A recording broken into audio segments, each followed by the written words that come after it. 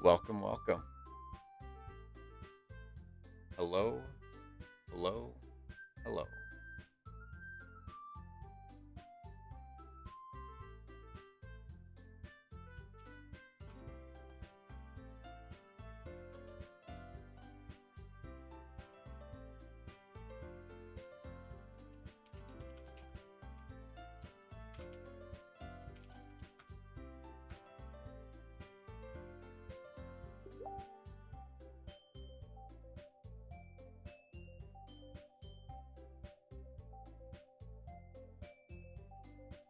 All right. How's everyone doing today? Can't believe we're starting this again.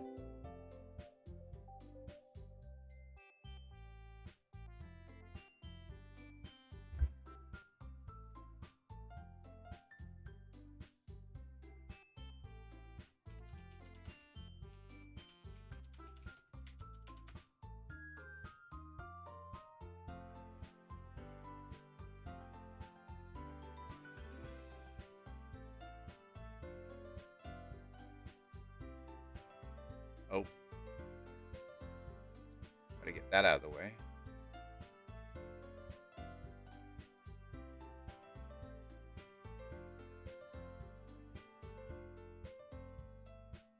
Howdy doody. How are you doing, Nate? Have you played this before? Doki Doki round 2. Oh man. Here we go.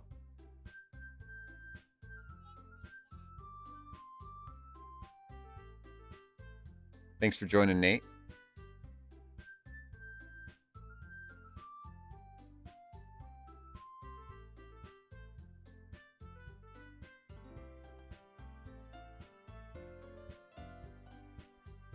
Just waiting for a couple people to join that I want to have them watch. So give me just a sec.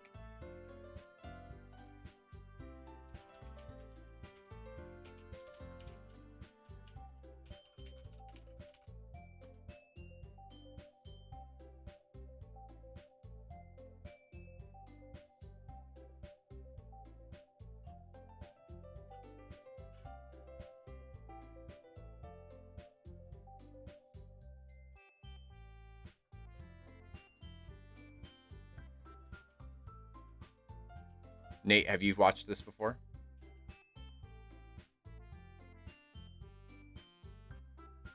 Hey, Spidey. Thanks for joining. All right. Let's load this game.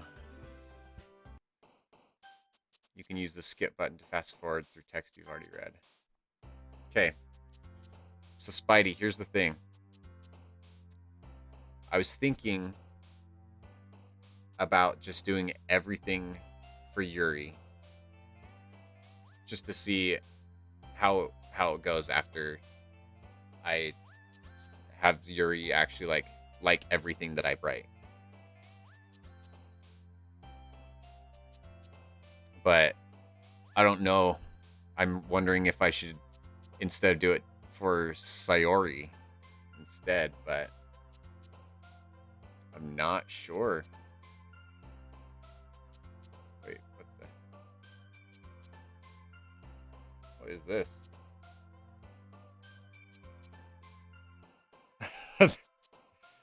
She's like messed up. What happened? It's like a little upside down little thing of, and it's it's connected to Natsuki. That's kind of funny. Let me just see. Display. We're gonna do full screen. There we go. I think that looks better, right?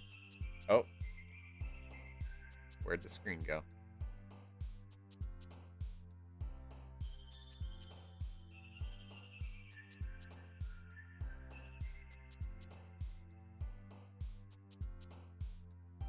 Sayori is best girl. Here, I'm gonna actually do windowed.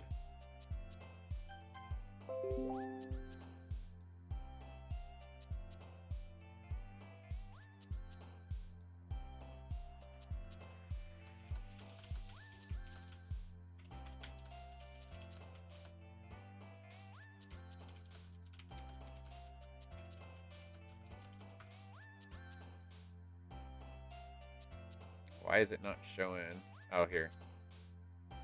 Let's just do screen capture.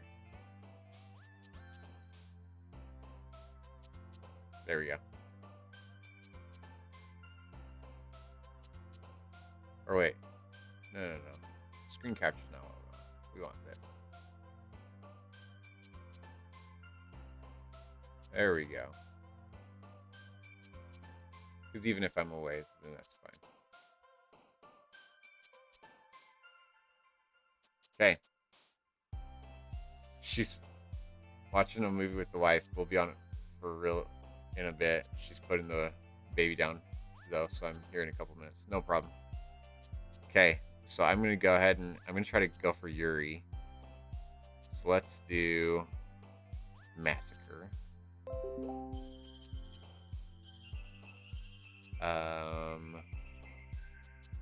Depression. Oh, that was Sayori. Interesting. Covet. Death. Oh, why is Sayori liking that one? It does not make sense. Sayori liked everything I liked before. Meager.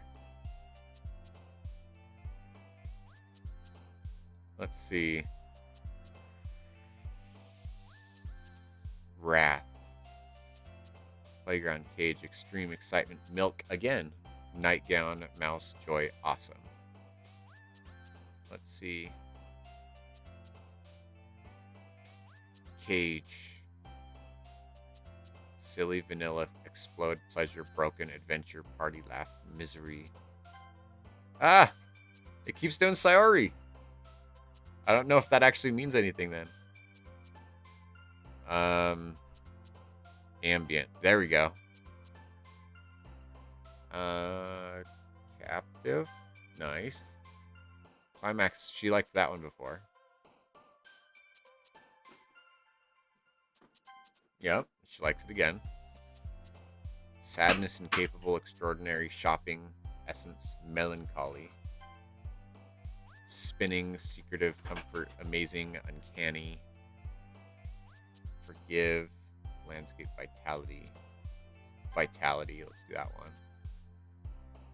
Graveyard, I know for sure that's the one that she wants.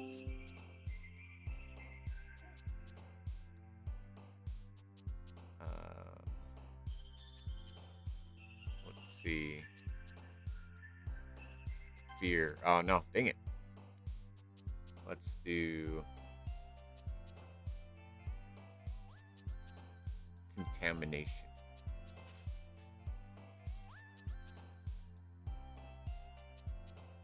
Dark. No! Keeps doing Sayori. Stop it. Disarray. I know that's for sure her. Tragedy. Sayori, stop it!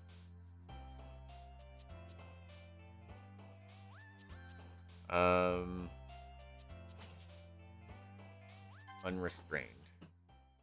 Okay. Let's see how this goes.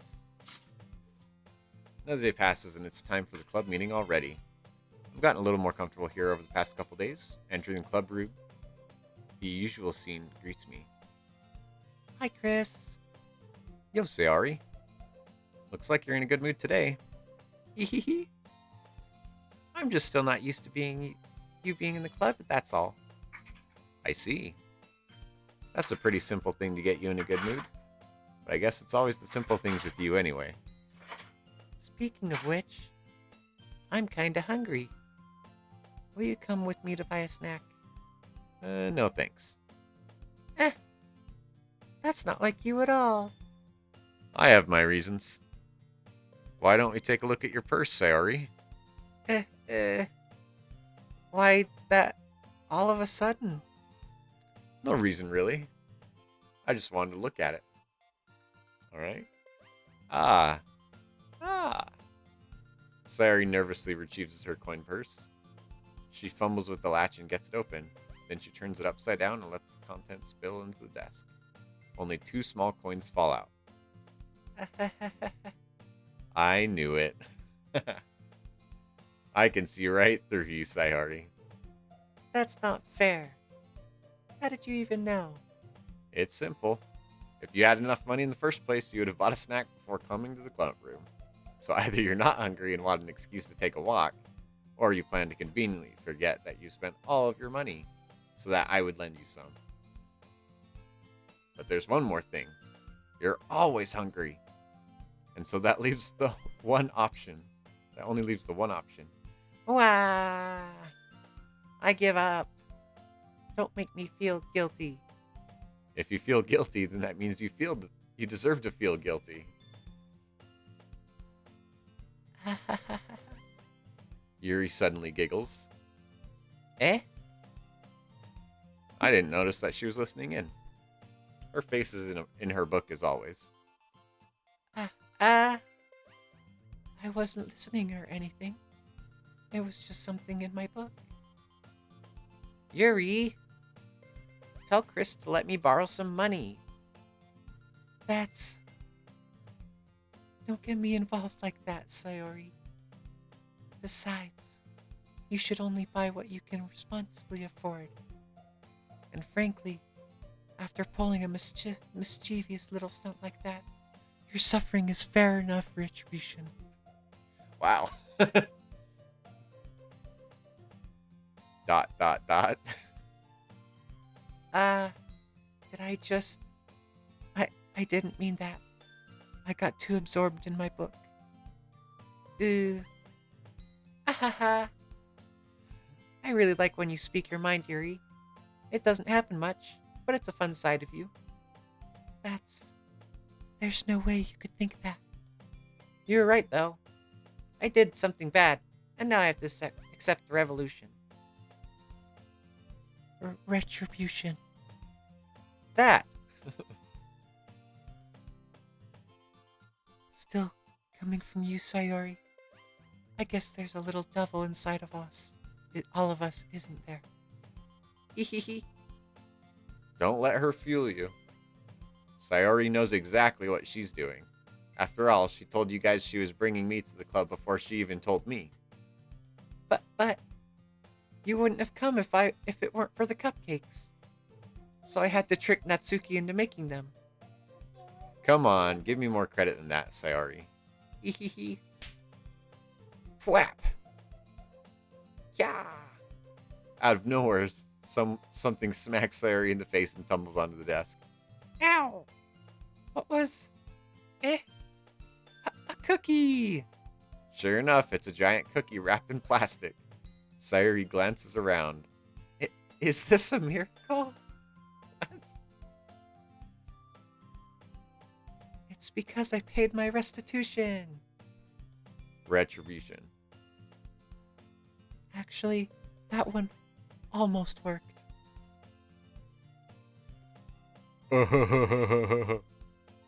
I was just gonna give it to you, but then I heard you blab about the cupcakes.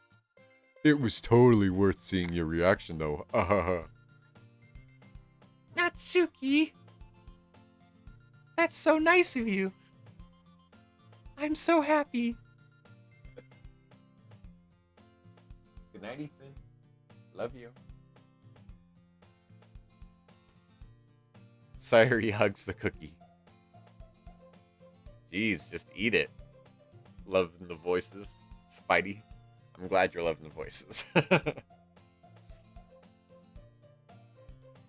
Sayori rapidly tears open the wrapper and takes a big bite. So good. Good night, Ethan.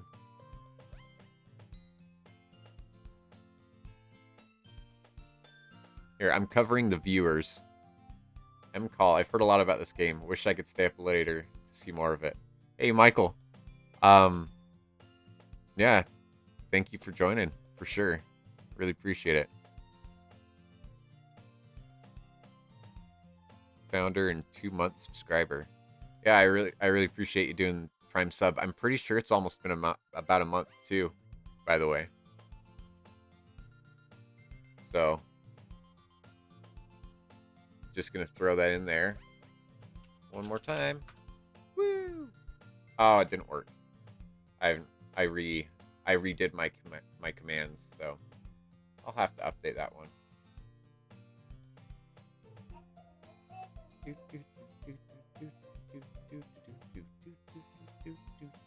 Yeah, this game is kind of intense from what I've heard as well. So it hasn't gotten to it yet, but we'll see. Sayori suddenly clasps her hands over her mouth. I bit my tongue. You're going through a lot over just one cookie. Oh, did the notification not come up? Did you just resubscribe?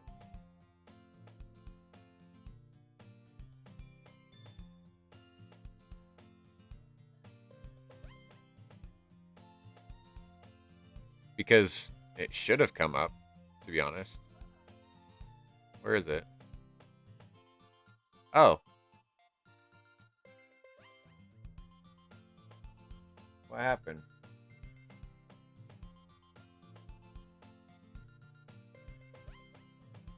Are my alert? Did I turn off my alerts?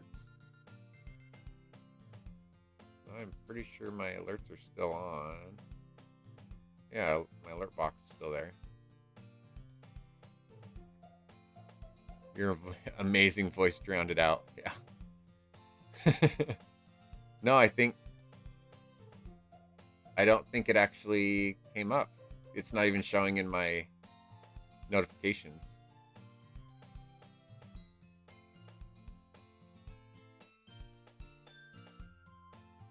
And make you play Rocket League with me.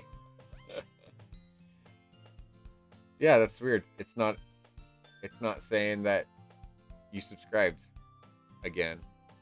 Here, hold on. I want to pull it up just to check and see if my alerts are going off.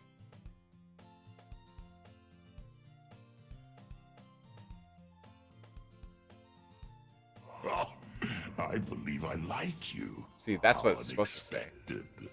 This is a test. Shakes fist at Amazon.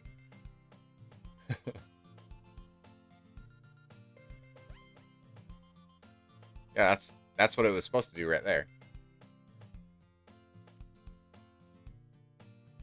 So everything's looking good. It should be on.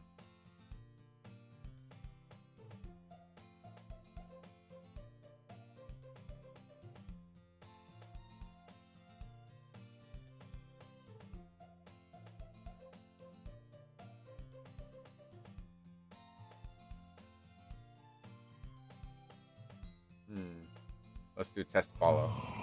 I sense within your fire Everything's others looking okay. lack. Let's hope this proves interesting. Oh well. Thank you so much, Michael. Appreciate it. Okay. Let's continue.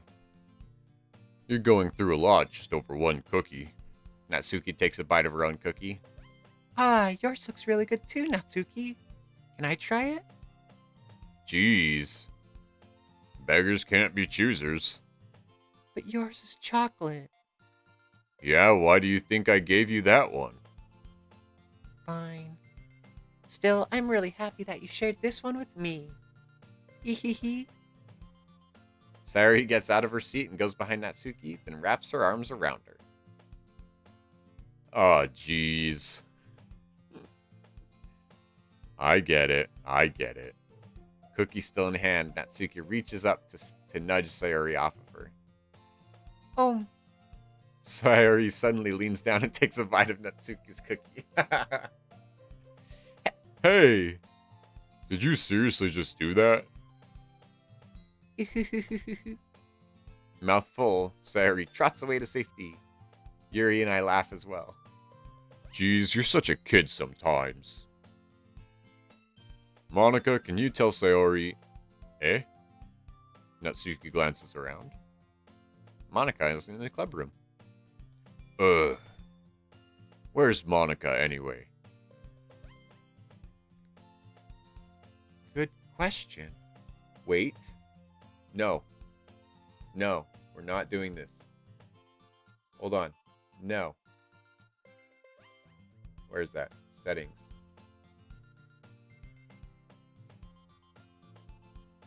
Did someone say Rocket League? No one said Rocket League. channel points. Yeah, 10,000. I changed it. Good. Made sure that you guys can't make me play random games that are weird. Good question. Have any of you heard anything about her being late today? Not me. Yeah, I haven't either. That's a bit unusual. I hope she's okay. Of course she's okay. She probably just had something to do today. She's pretty popular after all. You don't think she has a... I wouldn't be surprised. She's probably more desirable than all of us combined. That's true. Excuse me? Suddenly, the door swings open. Sorry, I'm super sorry. Ah, there you are. I didn't mean to be late. I hope you guys weren't worried or anything. Monica chose the club over her boyfriend after all. You're so strong-willed. Oh, man. Boyfriend? What on earth are you talking about? That was like a Western. It's like a Western voice for her. I guess I could make her have a Western voice. Monica quizzically glances at me. Never mind that. What held you up anyway? Well, my last period today was a study hall. To be honest, I kind of just lost track of time. That makes no sense, though. You would have heard the bell ring at least. Well, I must not have heard it since I was practicing piano. Piano?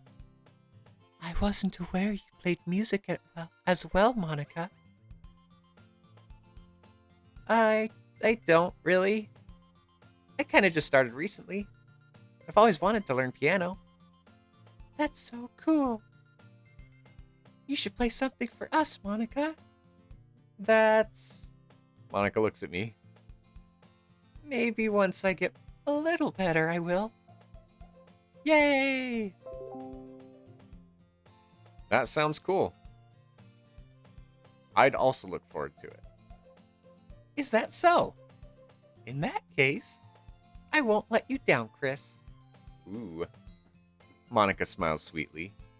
I didn't mean any pressure or anything like that. Don't worry.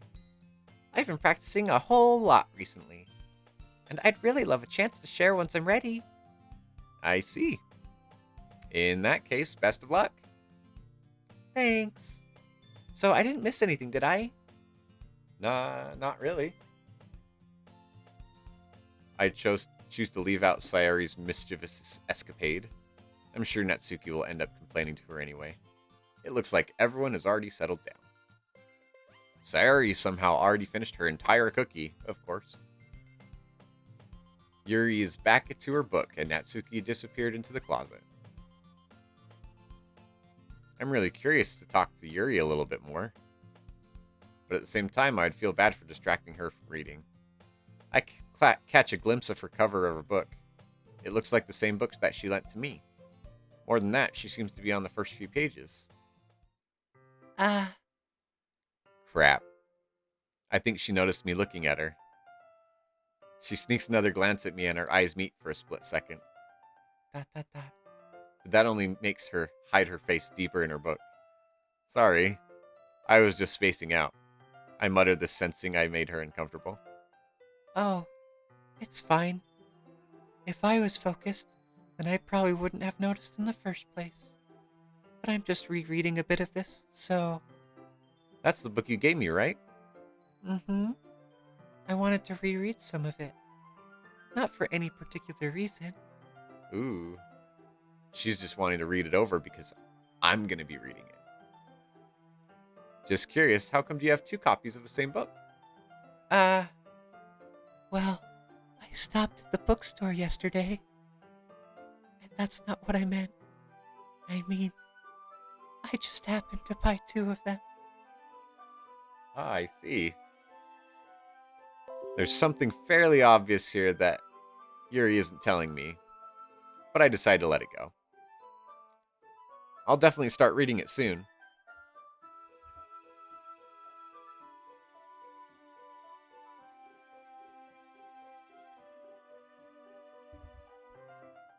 I'm glad to hear.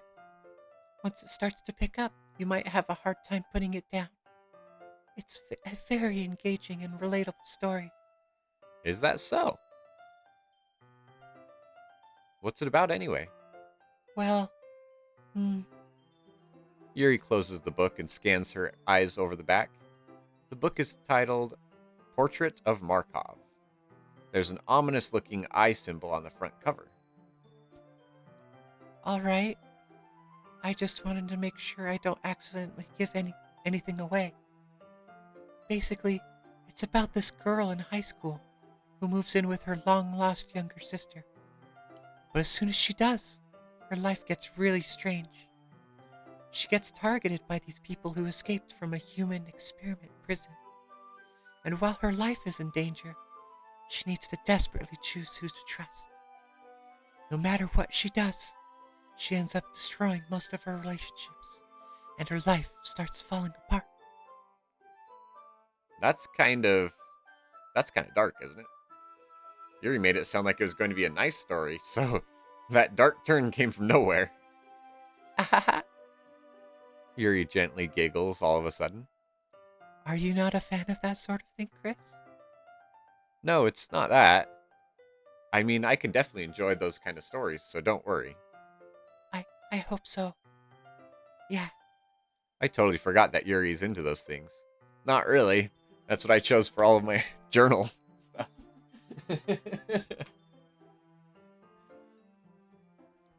She's so shy and reclusive on the outside, but her mind seems to be completely different.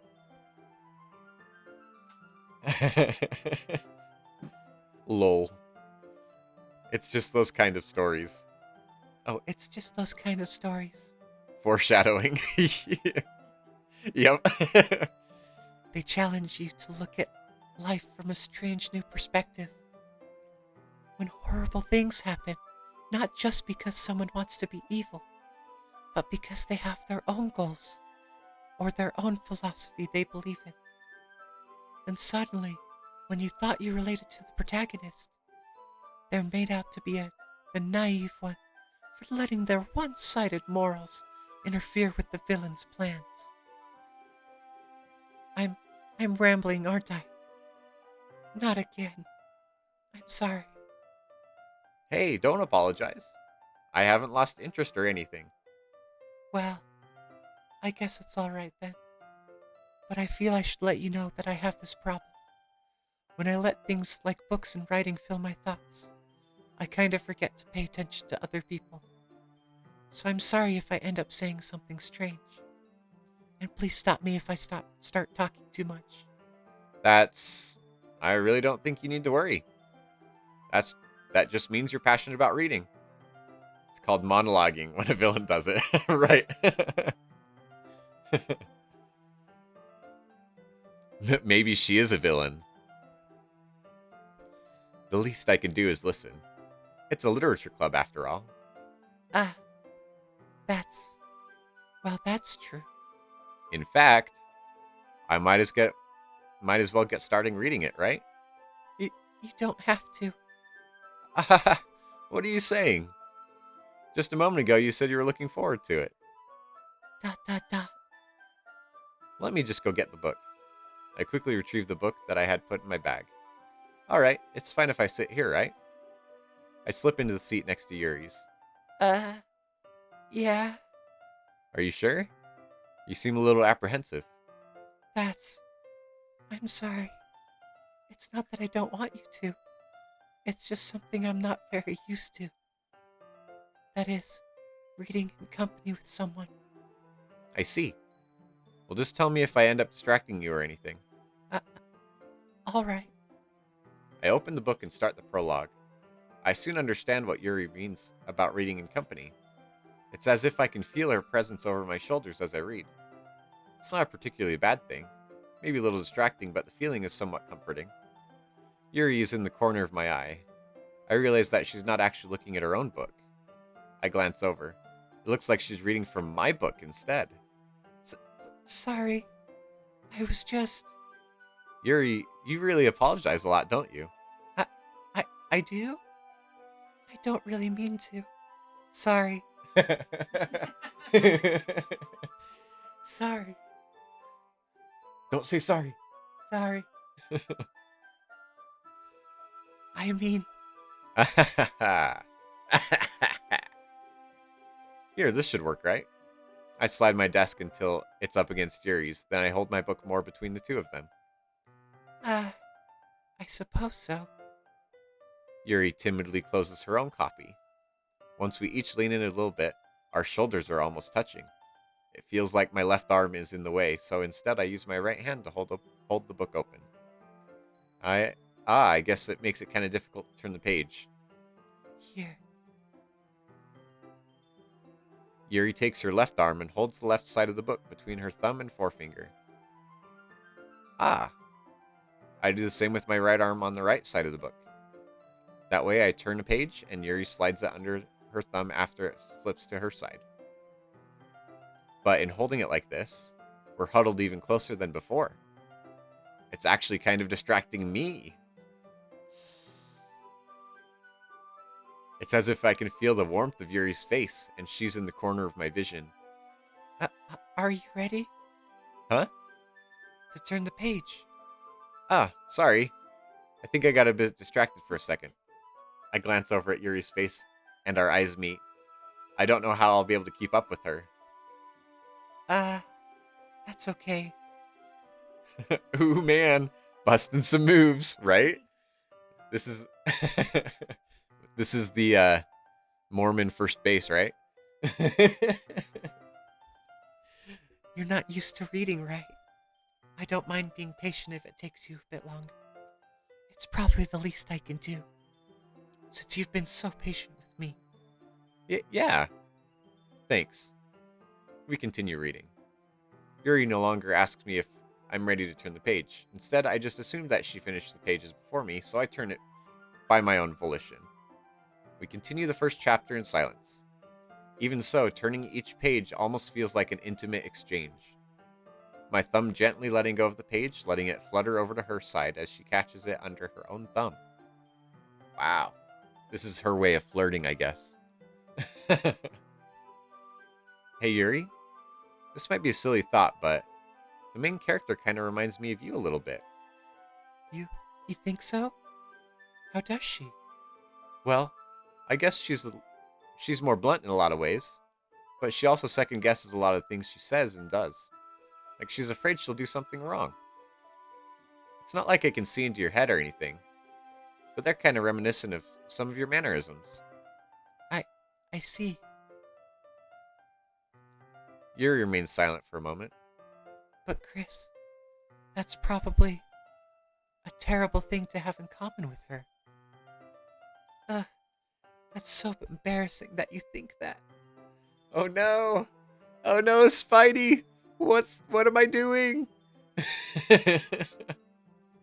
No, Spidey! What? Wait! I didn't mean it in a bad way or anything. Sorry, I really didn't know that you were self-conscious about that sort of thing. ... I guess I meant that it's kind... Oh wait, I guess I meant more that it's kind of cute. What are you saying, all of a sudden? Okay, everyone. I think it's about time we share today's poems with each other. We might not have enough time if we wait too long. It's just Yuri being Yuri. Yuri exhales, spared from finishing her thought. Is that alright, Yuri? You look kind of down. I'm sorry if you haven't been looking forward to this. It's not. It's fine. Yuri releases her hand from the book, causing it to close on top of my thumb. Alright. I guess I'll do some reading tonight. Or would you prefer I only read it with you? I guess I don't have too much of a preference either way. In that case, I'll read a little bit more tonight. It'll be more fun to read with you after it picks up a bit, you know? That's good reasoning. In that case, feel free to finish the first 2 chapters in your own time. All right. I stand up.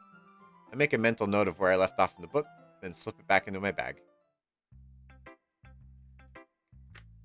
Shar wants me to hydrate.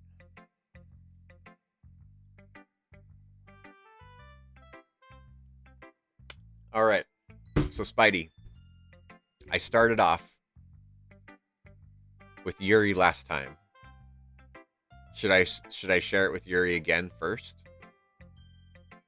Or should I do Sayori or Natsuki, because Natsuki's on the lowest part of all the girls.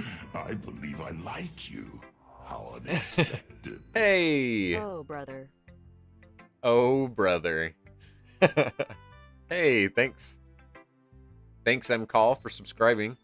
Really appreciate it. Oh, brother. My brother. Oh, brother, where art thou?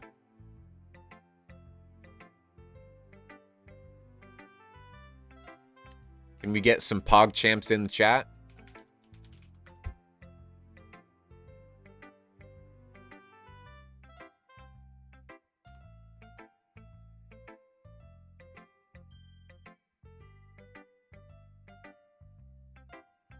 All right. I think we're going to start with... Let's start with Sayori today. ... Ooh. I like this one, Chris. It has some nice feelings in it. Ah, I'm glad. Still, though, your tone makes it sound like you liked yesterday's poem better. I guess you caught me. Sometimes you know me a little too well for my own good. Well, don't try to be nice about it. If I'm doing a bad job, I'd rather just hear it. No. I still like this one, I promise. You know, I wouldn't lie to you, Chris. Never, ever. Yeah, I guess so. What made yesterday's poem so great compared to this one, then? Well, I'm not very good at figuring out poems if they're good or bad. But that's why I just go by my heart. If it makes me feel things, then it must be a good poem. I'm not sure that's exactly how it works. And again, I guess conveying feelings is a pretty important part of this whole thing. Yeah, maybe. Honestly, I don't even know what kind of writing you like in the first place. Yeah, me neither. Why don't you at least try giving it some thought? You want to write something for me? That's so sweet. Yeah, right. But you're always thinking about other people. You need to think about yourself once in a while. If you don't, you might end up getting hurt at some point. Eh? Well, I don't really know what you mean, but I'll try to keep it in mind. Well, whatever. Anyway, let's see. I guess I like happy poems. Wait, sometimes I like sad poems too. But sometimes a little bit of both. There's a word for that, right? What's the word I'm looking for? Bittersweet. Yeah. I like things that are happy and things that are sad. Happy and sad? I can't see you liking something sad, Sayori. Well, I like happy the most.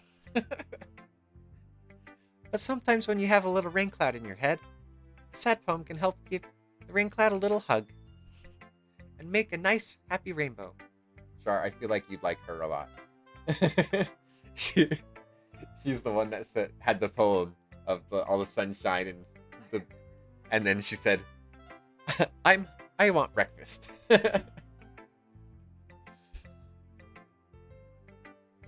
Siri, that's unexpectedly poetic. Is it? Maybe I'm getting better expressing my feelings after all. Thanks, Chris. I should go write that down then. You can read my poem now, okay? Bottles.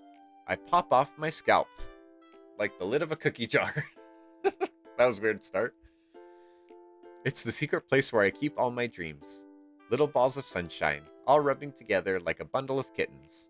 I reach inside with my thumb and forefinger and pluck one out. It's warm and tingly, but there's no time to waste. I put it in a bottle to keep it safe, and I put the bottle on the shelf with all of the other bottles. Happy thoughts, happy thoughts, happy thoughts in a bottle, all in a row. I don't know why I came up with the song, but it just happened. My collection makes me a lot of friends. Each bottle a starlight to make amends. Sometimes my friends feel a certain way. Down comes a bottle to save the day. Night after night, more dreams. Friend after friend, more bottles. Deeper and deeper my finger goes. Like exploring a dark cave, discovering the secrets, hiding in the nooks and crannies, digging and digging, scraping and scraping. I blow dust off my bottle caps. It doesn't feel like time elapsed. My empty shelf could use some more. My friends look through my locked front door. Finally all done. I open up and in come my friends. In they come, in such a hurry. Do they want my bottles that much? I frantically pull them from the shelf, one after the other, holding them out to each and every friend, each and every bottle. But every time I let one go, it shatters against the tile between my feet. Happy thoughts, happy thoughts, happy thoughts in shards all over the floor. They were supposed to be for my friends who aren't smiling. They're all shouting, pleading something. But all I hear is echo, echo, echo, echo inside my head. That was kind of bittersweet at first. Interesting. Holy crap. Sari, did you really write this? Of course I did. Didn't I tell you yesterday I was going to write the best poem ever? Yeah, but I mean, I didn't expect something like this coming from you. Monica taught me a whole lot, and I've been really in touch with my feelings recently. I see that. It's almost kind of creepy. Creepy? Well, not exactly. Maybe because I'm so used to being cheerful. Well, never mind. I'm thinking too hard about it. The point is, it came out good, so you should be proud of it. Aw, thanks. I feel like I was meant to express myself this way. It even helps me understand my own feelings a little better. Writing is like magic. Oh, I think I skipped something. History. Oh, no, I didn't. You've gotten pretty passionate about this, huh? I hope you keep it up. Yeah! Writing's the best. I'm gonna keep writing until I die. Don't get ahead of yourself. Sayori's always had a habit of getting obsessed with something before dropping it no more than a week later. I wonder if this is one of those times. But seeing the passion in her eyes makes it hard for me to be pessimistic. Alright, I'm gonna go see Yuri. Let's see what you've written for today. Dot dot dot. Dot dot dot dot dot dot dot dot. Yuri stares at the poem with a surprised expression on her face. Do you like it? Chris, how did you pick up on this so quickly? Just yesterday I was telling you the kind of techniques worth practicing. Maybe that's why. You did a good job explaining. I really wanted to try giving it more imagery. Yuri visibly swallows. Even her hands appear sweaty. I'm not used to this. Used to what? I don't know. It's fine. Take your time. Yuri breathes and collects her thoughts. I know that Yuri likes to think before she speaks, so I offer that patience to her. Yeah, just being appreciated like this, I guess. It probably sounds really stupid, but seeing someone motivated by my writing, it just makes me really happy. Are you saying you've never shared your writing before? Yuri nods. Really? I don't believe it. I really only write for myself. And besides, people would just laugh at me. Do you really think that? Again, Yuri nods. Huh. Even your close friends? Dot dot dot. Yuri doesn't respond to that. I wonder why. Anyway, do you want to share your poem you wrote today? Yeah, I do. I do. If it's with you. Oh. If it's with me. If it's with you. The raccoon. It happened in the dead of night while I was slicing bread for a guilty snack. My attention was caught by the scuttering of a raccoon outside my window. That was, I believe, the first time I noticed my strange tendencies as an unordinary human. I gave the raccoon a piece of bread. My subconscious, well aware of the consequences, well aware that a raccoon that is fed will always come back for more. The enticing beauty of my cutting knife was the symptom. The bread, my hungry curiosity. The raccoon, an urge. The moon increments its phase and reflects that much more light off of my cutting knife. The very same light that glistens in the eyes of my raccoon friend. I slice the bread, fresh and soft. The raccoon becomes excited, or perhaps I'm merely projecting my emotions onto the newly satisfied animal. The raccoon has taken to following me. You could say that we've gotten quite used to each other. The raccoon becomes hungry more and more frequently, so my bread is always handy. Every time I brandish my cutting knife, the raccoon shows me its excitement. A rush of blood. Classic. Pavlovian conditioning. I slice the bread, and I feed myself again.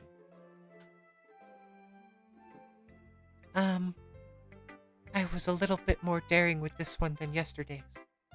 I can see that. It's a lot more metaphorical. I don't know if it's my fault, but I can't begin to imagine what this poem is about. That's right. It's a bit closer to my preferred writing style, using the poem as a canvas to express my vivid imagery and conveying emotions through them. Yeah, if I take it at face value, then I can't even figure out what it's supposed to mean. Well, I think it's something that different people can relate to in their own way. I wanted to express the way it feels for me to indulge in my more unusual hobbies. It's those sort of things I'm usually forced to keep to myself. So, I sometimes enjoy writing about them. Why do you keep them to yourself? Because they're embarrassing, and people would make fun of me. Don't you have anything like that, Chris? Well, yeah, I guess I do. I feel like everyone has a little something like that. The best we can do is respect each other and our individualities. Even if it's difficult sometimes, and some things make us uncomfortable. After all, if I hadn't learned to embrace my own weirdness, I would probably hate myself. I might be ranting a little bit now, but I'm glad that you're a good listener. All right, Shar, Natsuki or Monica next? Natsuki's the little pink-haired girl. You're following. Oh, see you, Michael. Thanks for coming. Okay, Monica, here we go. Hi again, Chris. How's the writing going? All right, I guess. I'll take that. As long as it's not going bad. I'm happy that you're applying yourself. Hey, Monica. Maybe soon you'll come up with a masterpiece. I wouldn't count on that. You never know. Want to share what you wrote for today?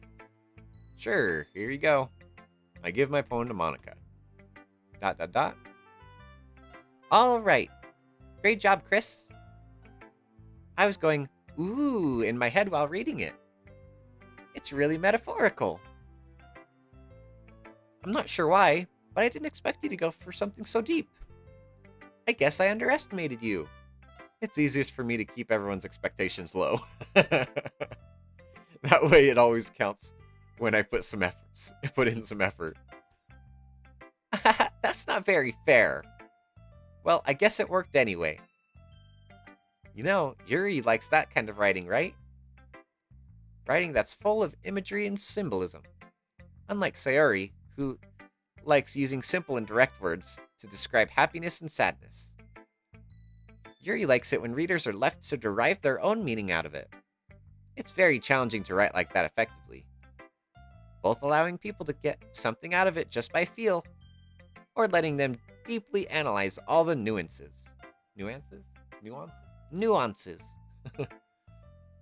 It can take years of practice, which I'm assuming Yuri has at this point. I never really asked, though. I'm sure I'm nowhere near her. Oh, whoops. I'm sure I'm nowhere near her level yet. Don't worry so much about that. You do your own thing. Just keep exploring and learn by trying new things. But anyway, you want to read my poem now? I like the way this one turned out, so I hope you do too. Alright, let's take a look. Save me. The colors, they won't stop. Bright, beautiful colors. Flashing, expanding, piercing. Red, green, blue. An endless cacophony of meaningless noise. The noise, it won't stop. Violent. Creating waveforms. Squeaking, screeching, piercing. Sine, cosine, tangent. Like playing a chalkboard on a turntable. Like playing a vinyl on a pizza crust. An endless poem of meaningless. Load me.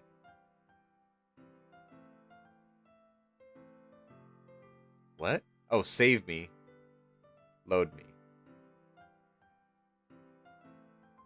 This is kind of dark. Okay. It's even more abstract than your last one, huh? I guess that's just the way I write. I'm sorry if you don't like it. No, I never said that. It's just a kind of thing I've never really seen before, I guess.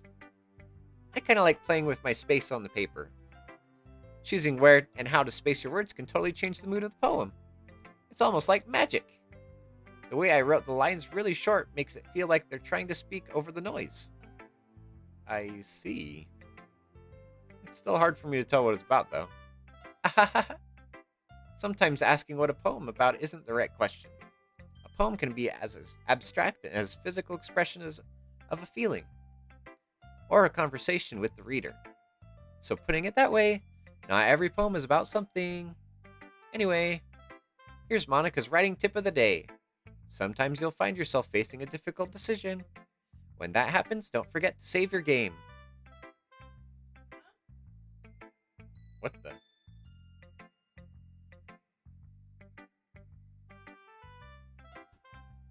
You never know what might change your mind. Or when you might change your mind. Or when something unexpectedly may happen. Wait, is this tip even about writing? What am I even talking about? That's my advice for today. Thanks for listening. Alright, I'm gonna go ahead and save. Because she said that. That was kind of creepy. Breaking the fourth wall a bit, I think.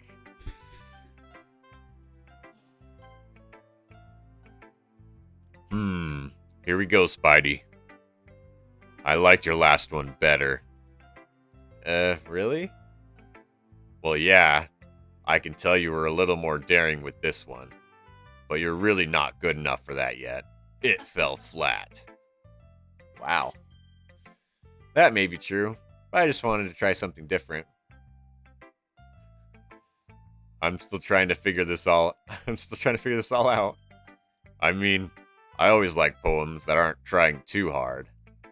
I hate when people try to sound fancy or add more meaning just by using annoying and complicated language. Just make it simple, cute, and to the point. Yuri's head over heels for all this cryptic nonsense. But I see the right through that BS. Ha! Making your reader look so hard for all this deep, meaningless meaning is just an excuse to have no meaning at all. I guess that's one way to look at it. Well, everyone has their own opinion, but my opinion is the best opinion. I'm sure you figured that out already. Wow. Yeah, someone did a little follow themselves. Anyway, here's my poem. Maybe you'll learn something. Amy likes spiders. You know what I heard about Amy? Amy likes spiders. Icky, wriggly, hairy, ugly spiders. That's why I'm not friends with her.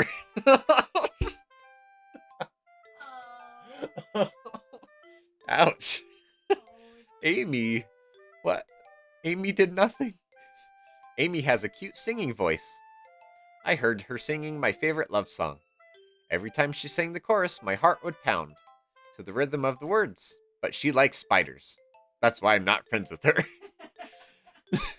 One time, I hurt my leg really bad. Amy helped me up and took me to the nurse. I tried not to let her touch me. She likes spiders, so her hands are probably gross. That's why I'm not friends with her. Amy has a lot of friends. I always see her talking to people. She probably talks about spiders. What if her friends start to like spiders too? That's why I'm not friends with her. It doesn't matter if she has other hobbies. It doesn't matter if she keeps it private. It doesn't matter if it doesn't hurt anyone. It's gross. She's gross. And the world is better off without spider lovers. And I'm gonna tell everyone. Wow. She really hates spiders. Interesting. Very interesting. Not bad, right? It's quite a bit longer than yesterday's. Yesterday's was way too short. Yesterday's was way too short. I was just warming up. I hope you didn't think that was the best I could do. No, of course not. Anyway, the message is pretty straightforward in this poem. I doubt I have to explain it. Sometimes you can explain complicated issues with much simpler analogies. And it helps people realize how stupid they're being. Like anyone would agree, that the subject of this poem is an ignorant jerk. Do you know people like that? Of course, it's about how everyone thinks That doesn't matter. It can be about anything. I wrote it to be easy to relate to. Everyone has some kind of weird hobby or guilty pleasure. Something you're afraid if people find out, they'd make fun of you or think less of you. But that just makes people stupid. Who cares what someone likes? As long as they're not hurting anyone, it makes them happy. I think people really need to learn to respect others for liking weird things. Huh, that's funny. You wrote about something similar today. Huh? Did you say Yuri? Yeah. She said her poem was about an unusual hobby of hers. I didn't really get it, but she says something similar to you. That people shouldn't make each other feel insecure about those things. Really? Well, I mean, Yuri's pretty weird, but I wouldn't doubt that she has some weird hobbies. Not that there's anything wrong with that. It's not like I would judge her or anything. Natsuki has trouble finding words. I guess I should try not to be so mean to her. If she feels insecure about her weird behaviors and stuff, I mean, I always hate people who make me feel insecure. And Yuri made me feel insecure yesterday. But the way you put it, it sounds like she learned her lesson. Well, I would say so. Even if her writing style is really different, I'm sure she'll really appreciate the message in your poem. It's what I do best, after all. I don't like writing unless there's a good message to take away from it. Like conveying emotions is important. But I want to make people think, not just feel. Remember that. I'm going to write a good one for tomorrow too, so look forward to it. Okay, everyone. Doing that voice was it kind of hurt my throat. Doing that a little bit. I'm going to hydrate myself. Okay, everyone. We're all done reading each other poems, right? I have something extra planned today, so if everyone could come sit at the front of the room. Is this about the festival? Well, sort of. Do we really have to do something for the festival? It's not like we can put anything good put together anything good in just a few days. We'll just end up embarrassing ourselves instead of getting new members.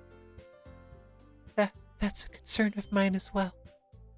I don't really do well with last-minute preparations. Don't worry so much. We're gonna keep it simple, okay? We won't need much more than a few decorations. Sayori has been working on posters, and I've designed some pamphlets we can give out during the event. All right. Okay. I'm trying to think of a new voice for her if I can. Okay, that's great and all. But that doesn't tell us what we're actually going to be doing for the event. Sorry. I thought you heard about it already. We're going to be performing. Performing? Monica? Uwu? Yeah, we're going to be having a poetry performance. Each of us are going to choose a poem to recite during the event. But the cool part is, we're also going to let anyone else come up and recite poems too. Sayori's putting it on all the posters in case anyone wants to prepare ahead of time. Hehehe. Sayori, who's been coloring a poster, holds it up for us to see. Are you kidding me, Monica? You didn't already start putting these posters up, did you? Well, I did. Do you really think it's that bad of an idea? Well, no. It's not a bad idea. But I didn't sign up for this, you know? There's no way I'm going to be performing in front of a group of people like that. I agree with Natsuki. I could never, in my life, do something like that. Ooh. Imagining it, Yuri just shakes her head in fear. Guys, no, Sayori, I understand where they're coming from. Remember that Natsuki and Yuri have never shared their poems with anyone until just a couple of days ago. It's a lot to ask for them to recite their poems out loud to a whole room of full people. I guess I kind of overlooked that. So I'm sorry. ... But I still think we should give it our best. We're the only ones responsible for the fate of this club. If we start an event, and each of us put on a good performance, then it will inspire others to do the same. And the more people who perform, the better we'll be able to show everyone what literature is all about. Yeah! It's about expressing your feelings, being intimate with yourself, finding new horizons, and having fun. That's right! And it's those reasons that we're all in this club today. Don't you want to share that with others? To inspire them to find the same feelings that brought you here in the first place? I know you do. I know we all do. And if all it takes is standing in front of a room for 2 minutes and reciting a poem, then I know you can do it. Natsuki and Yuri remain silent. Sayori looks worried. I guess that leaves me no choice. I agree. I don't think it's too much to ask. I think that Sayori and Monica have been trying really hard to get new members. The least we can do is help them out a little bit. Well, maybe, but... It looks like Natsuki doesn't have any arguments left. Okay, fine. I guess I'll just have to get it over with. Alright! Phew. Thanks, Natsuki. What about you, Yuri? Yuri dejectedly glances around everyone else's expectant faces. I guess I don't really have a choice. Ahaha, that's everyone! You're the best, Yuri. This club is seriously going to be the death of me. Oh gosh. You'll be fine, Yuri. But anyway, let's move on to the main event.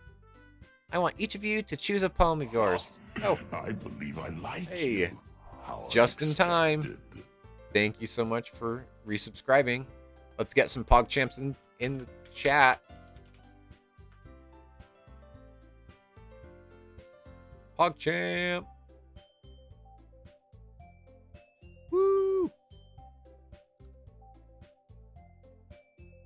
Thanks for subscribing. I really appreciate it.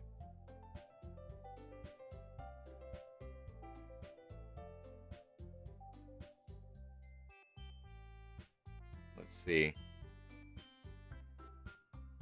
I'm gonna do a little hey guys just for you. Hey guys. That's for you, Justin. Take my free money. I want each of you to choose a poem of yours. We're going to practice reciting them in front of each other. No way. Also, lol, your subscriber goal counted me twice. It did? No, my brother Michael subscribed too. So it might not have updated for him.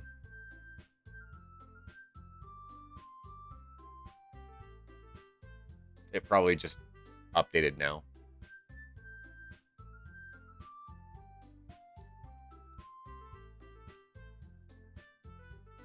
Oh. Oh, yeah, that's right. It's because I haven't... I'm okay with it just counting up to 10 in total because it's not monthly right now. I could set it so that it's monthly, but I had it for like 2 months. So this is 10 subscribers over 2 months. So a resubscribe is the same thing. No way. Monica, this is too sudden. Well, if you can't recite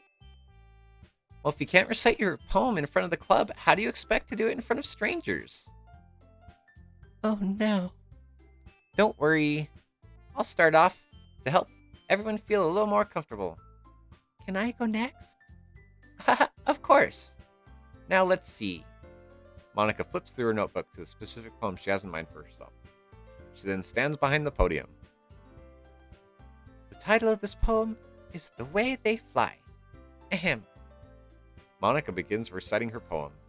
Her clear, confident voice fills the room. More than that, her inflection is pristine. She knows exactly how to apply emotion behind each line she recites, bringing the words to life. Is this something she's done before, or is she just simply a natural? I glance around me. Everyone has their eyes on Monica. Sayori looks amazed. Yuri has an intense expression on her face that I don't understand.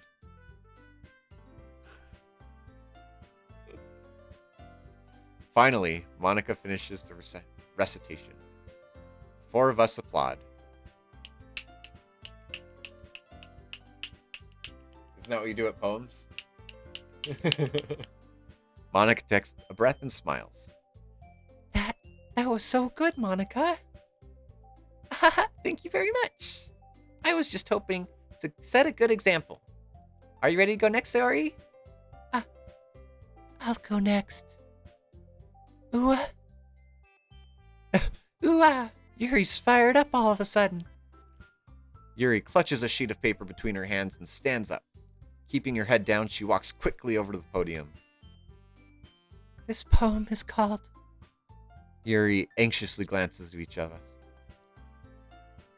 You can do it, Yuri. It's called After Image of a Crimson Eye. Yuri's voice shakes as she starts reading the poem. Just a moment ago, she practically refused to do this. Why is she suddenly putting in so much effort? As Yuri gets past the first couple of lines, her voice changes. It's almost like what happens when Yuri gets absorbed into her books. Her quivering words transform into the sharp syllables of a fierce, confident woman. The poem is full of twists and turns and in its structure that she enunciates with perfect timing. This must be a rare glimpse into the whirling fire Yuri keeps concealed inside her head. Suddenly, she's finished. Everyone is stunned. Yuri snaps back into reality and glances around her as if she's bewildered even herself. It's up to me to save the situation. I'm the first one to start applauding. Everyone joins me afterward and give Yuri the recognition she deserves. It's not that we didn't want to applaud for her, but we were caught so off guard that we must have forgotten. As we applaud, Yuri holds the poem to her chest and rushes back into her seat. Yuri, that was so good. That was really good. Thank you so much for sharing. ... Ooh woo. She doesn't actually say that. That's just kind of the voice that I'm giving her. Ooh woo. Looks like Yuri is down for the count. Okay, I guess I'm next then. Sari hops out of her chair and cheerfully walks to the podium. This one's called My Meadow. Ah ha ha ha. Sorry, I giggled. Hehehe. Sayori. It's a lot harder than I thought. How did you guys do it so easily? Try not to think of it like you're reciting to other people. Imagine you're reciting it to yourself, like in front of a mirror or in your own head. It's your poem, so it'll come out the best that way. I see. Okay then. Sari begins her poem. Somehow it feels like her soft voice was made as a perfect match. The poem isn't aimlessly cheery like Sayori is. It's serene and bittersweet. If I were to read this on paper, I probably wouldn't think much of it. But hearing it come from Sayori's voice almost gives it a whole new meaning. Maybe this is what Sayori meant when she said she likes my poems.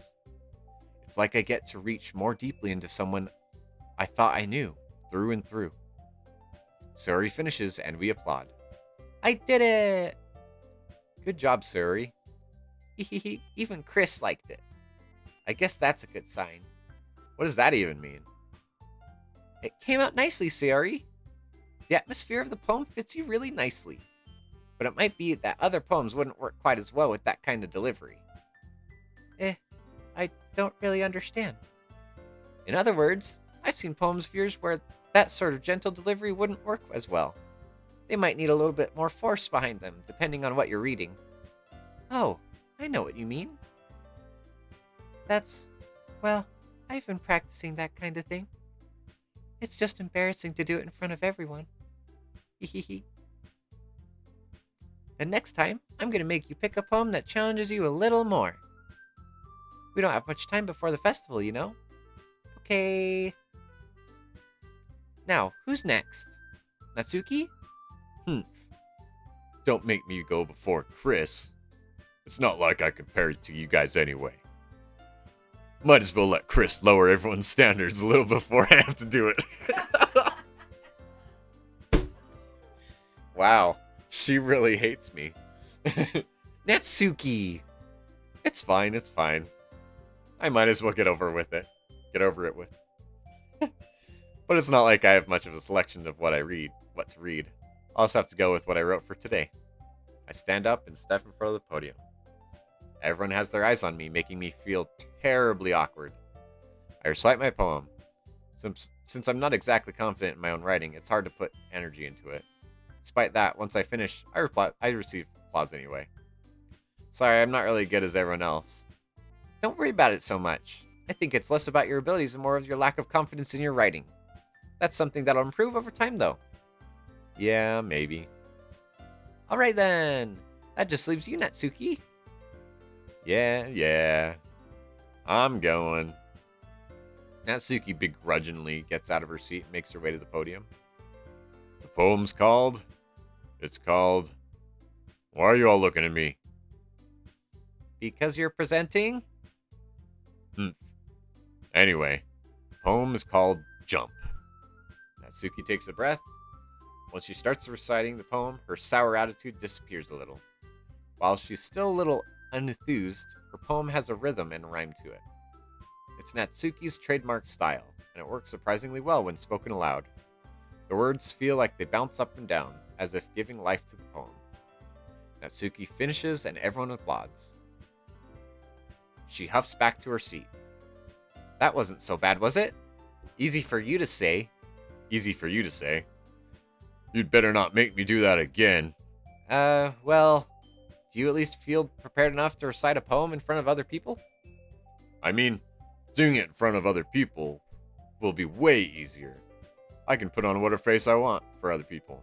But when it's just my friends, it's just embarrassing. That's a surprise, Natsuki. I think it would be the other way around for me. Well, that's just how it is, so... Well, I guess that is... in that case, You won't have too much to worry about at the festival. That said, I want to thank everyone for coming, though. It might be hard, but I hope you all have an idea of what it's like now.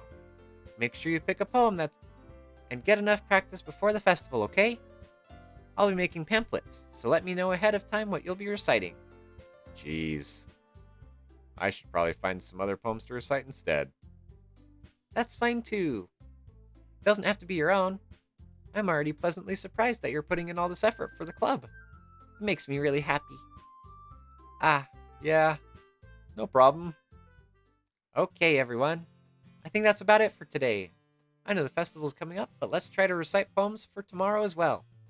It's been working out really nicely so far, so I'd like to continue that.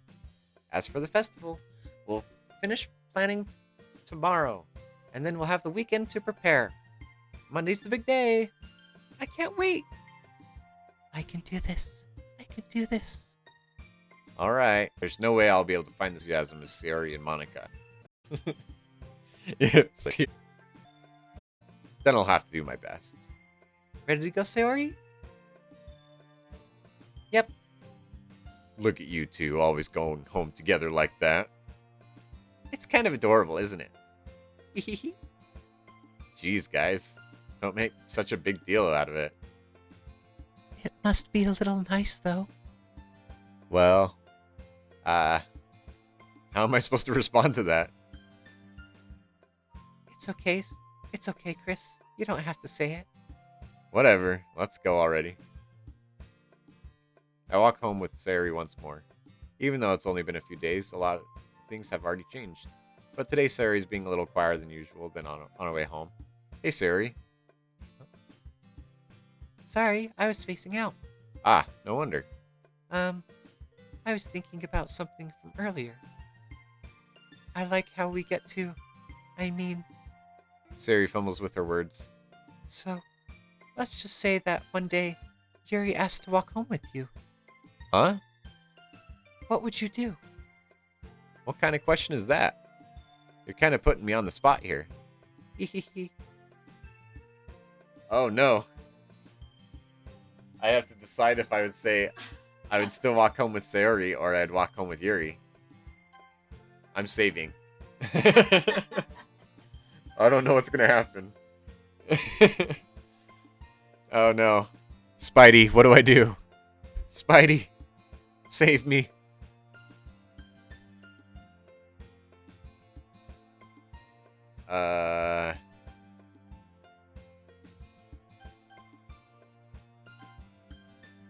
Walking home with Yuri, huh? Why does the thought of that make my heart pound? Follow your heart. Of course I'm gonna walk home with Yuri. I mean, given how hard it is for her to socialize, I'd feel awful turning her down, so... Isn't she so beautiful and smart? That has nothing to do with what I just said. Ahaha, you admitted it. Jeez. There's not even any point in speculating something that's never gonna happen. Well, maybe. But I just like to think about it. It's not long before you won't need me anymore, you know? Need you? Sayori, I can't figure out how you're seeing the things in your head right now. Sorry. Everyone is different. Everyone's different. Nobody in the club is a replacement for you. If you say so. Conversation trails off and I'm left feeling awkward.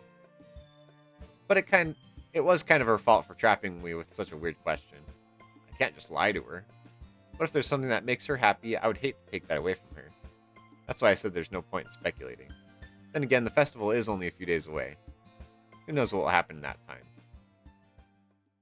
Who knows? Alright. Let's see. I'm gonna do more Yuri. Let's do more Yuri. Papa, seeing analysis, vitality. You know, I just realized Monica's not even on this. This is Sayori, Natsuki, and Yuri.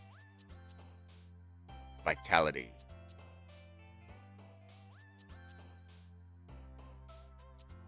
Grief. Oh. Oh, these are all like the same words. Unrestrained.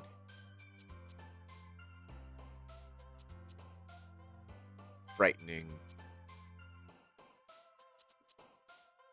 I don't know.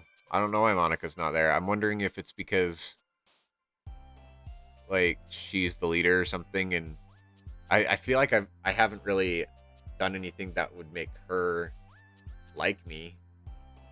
Everything else has been for the three others, but I definitely haven't been doing anything for Natsuki. She hates me, so.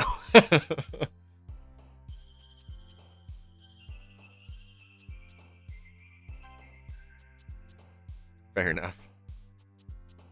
Incongruent. Atone, portrait, together, hair, effulgent existence. Massacre.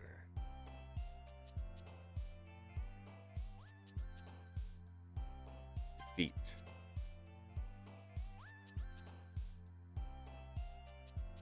Fickle. Unending. Heartbeat.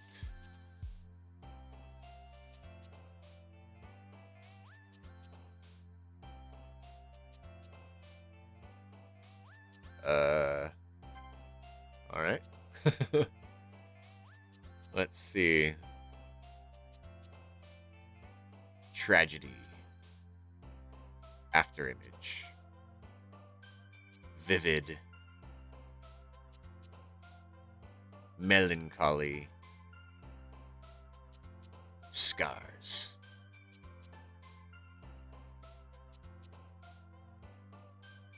Eternity. Boop. Contamination. What a bunch of interesting words. Oh man, I'm the last one here again. Don't worry, I just walked in too. Were you practicing piano again? Yeah. You must have a lot of determination. Starting this club, and now picking up piano. Well, maybe not determination, but I guess passion. Remember that the club wouldn't be here if it wasn't for all of you. And I'm super happy that you're all willing to help out for the festival too. I can't wait for the festival. It's gonna be great. Eh? Weren't you complaining about it just yesterday, Natsuki? Well, yeah. I'm not talking about our part of the festival, but it's a whole day of school where we get to play and eat and all kind of delicious food. You sound a bit like Sayori all of a sudden. Monica, do they usually have fried squid? Squid? That's a pretty specific thing you're looking forward to. Aw, come on. Are you saying you don't like squid? You, of all people. I didn't say I don't like it. Besides, what do you mean by you of all people? Because. It's right in your name. Mon. Ika. So stupid. It's in her name. Eh? That's not how you say my name at all. Also, that joke makes no sense in translation. Never mind. Let's just focus on our own event right now, okay? Hehehe. Fine. Your reactions aren't as fun as Yuri's. Or Sayori's anyway. Excuse me. Where is Sayori anyway? Oh, there you are. Sayori is sitting at a desk in the corner of the room, looking down at nothing. I walk over to her. Hey, Sayori. I wave my hand in front of her face. Eh? You spacing out again? Sorry. Don't mind me. You can go talk to everyone else. Huh? Is everything alright? Of course. Why wouldn't it be? It just feels like you're a little off. Sorry for assuming things. Geez, you worry about me. You worry too much about me. I'm fine, see? Sayori shows a big smile. Don't let me distract you from having fun with everyone. Well, all right. If you say so. I worriedly glanced at Sari before turning back to everyone else, but the conversation was already dispersed with everyone back at their usual activities. Maybe we should ask Monica if she noticed anything about Sari recently.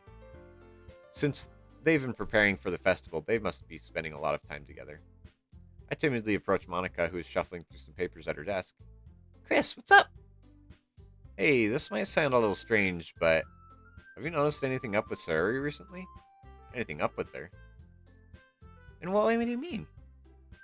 Maybe I'm reading into it a little bit much, but does she seem like seem a bit downcast today? Oh, you think so? I can't say that I've noticed anything about her. Monica peers across the room at Sari, who is idly dragging a rubber eraser up and down her desk. Maybe there is something on her mind, but I'm surprised that I'm not the one asking you. Chris. You certainly know her a lot better than I do. Yeah, but she's never really like this. She's always talked to me about things that bothered her. But this time when I asked her, she was really dismissive. Sorry. I know it's not your problem. I just wanted to see if you knew anything, so I'll drop it now. No. It's important to me too. I mean, I'm also friends with her, and I also care about the well-being of my club members, you know? Maybe I'll try talking with her myself. Are you sure about that? She seemed like she wanted to be left alone. Are you sure? Maybe she just has a hard time bringing it up with the person of interest. With the person of interest? Uh-oh. Person of interest? What do you mean by that? I'm saying that maybe the thing on her mind is you, Chris. Me? How on earth would you come up to that conclusion? Well, I probably shouldn't say too much, but Sari talks about you more than anything else, you know? Eh? She's been so much happier ever since you joined the club. It's like an extra light was turned on inside of her. Yeah. Oh yeah, Spidey. Oh yeah.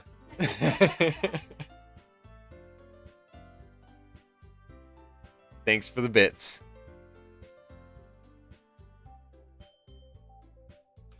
Let's get some not like thises in the chat. Oh. It jumped. It made me jump.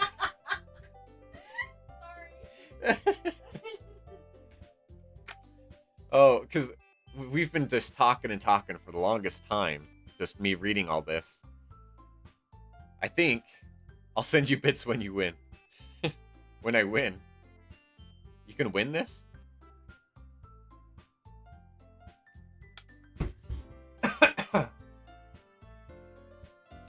I think I need to take a break for a sec. Hold on.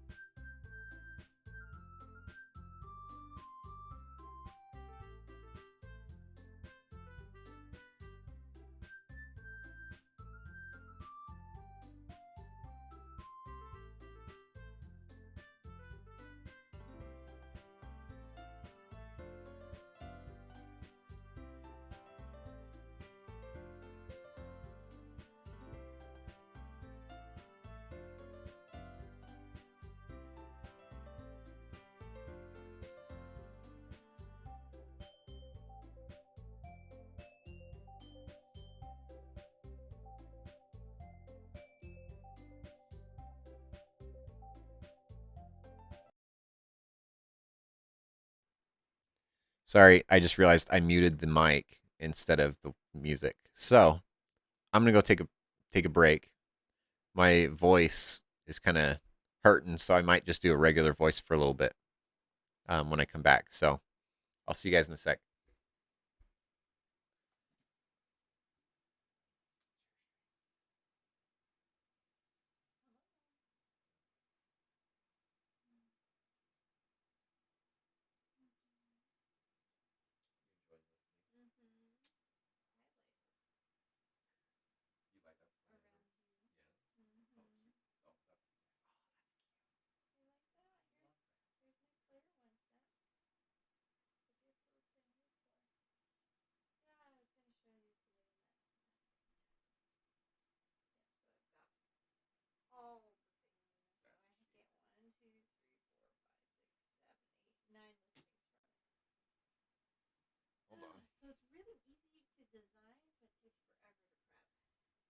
when you're talking, it's capturing the captions, so people can see what you're saying. I think. Oh yeah.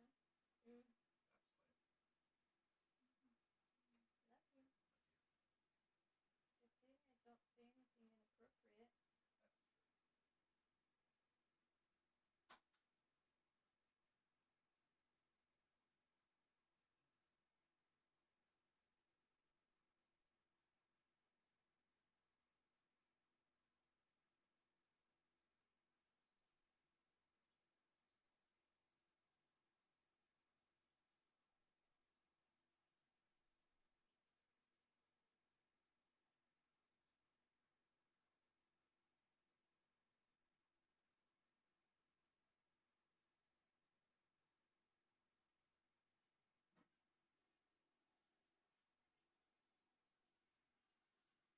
That's true. Yeah, and this style is actually very unique. I haven't seen. Oh, okay. You And haven't the seen style anyone for else. this is, yeah, I haven't seen anyone else do it. That's really cool. I like that. Mm-hmm. Leveled up to sister. Cute. Yeah, I figured. I love those. Those are awesome. Yeah. And there will be a family who wants to have so maybe I should disconnect my headphones. It's actually kind of hard to listen to the stream and to you because I have like a 5 second lag. Oh. So I've just been listening to you. Yeah, no worries. All right. All right, I'm back. So, the plan is I'm probably not going to do the voices for a little bit just because my voice kind of hurts. So, just give me a little bit. Let's go back to here. No, not that one.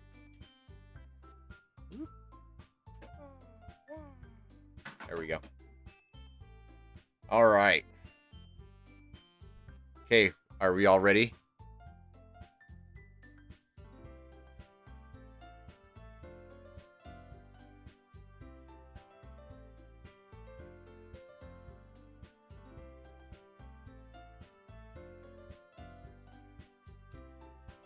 Okay. What? No way.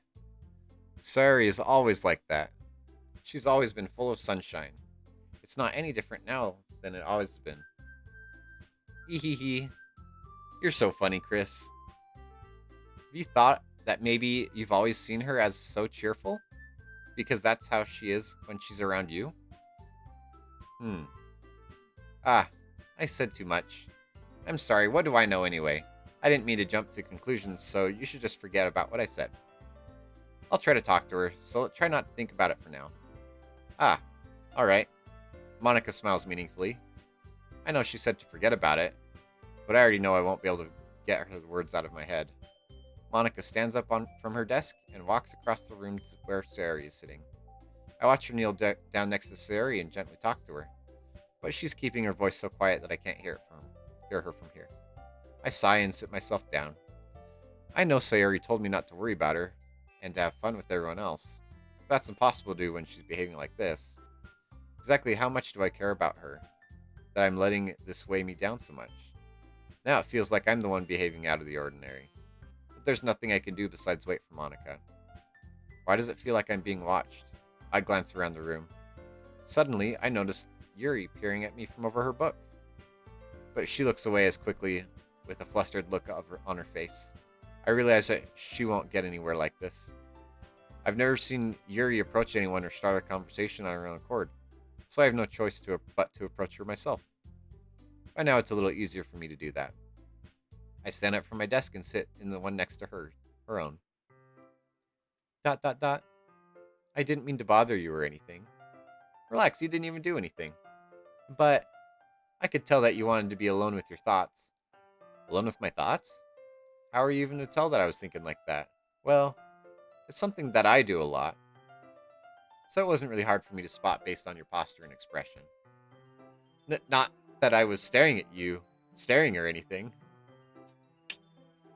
Oh yeah, you're able to tell who I'm who I'm talking as because when I was doing the voices before. I think I'll do Yuri's voice because that one doesn't hurt as much. It's I didn't do anything creepy like that. in any case, I guess you were right. I'm sorry if I caused you any concern. Don't apologize, Uwu.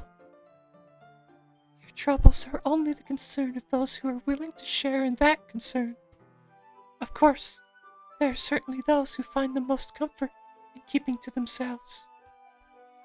But if you only prefer to share what's on your mind, then I would be glad to listen. It's really not that big of a deal. I was just feeling a bit uneasy about Sayori. Sayori? Yeah, seems a little off today. Like, oh, your voice reminds me of that creepy one you do with like that with your lisp. What's his name from Family Guy? He's Hey, Chris. Hey, Chris. You seems a little off today. You want to come down to my basement and get some popsicles? I know you like some popsicles. How about you stick your hand in my pocket? We'll talk about the first thing that pops up. I know how much you like it.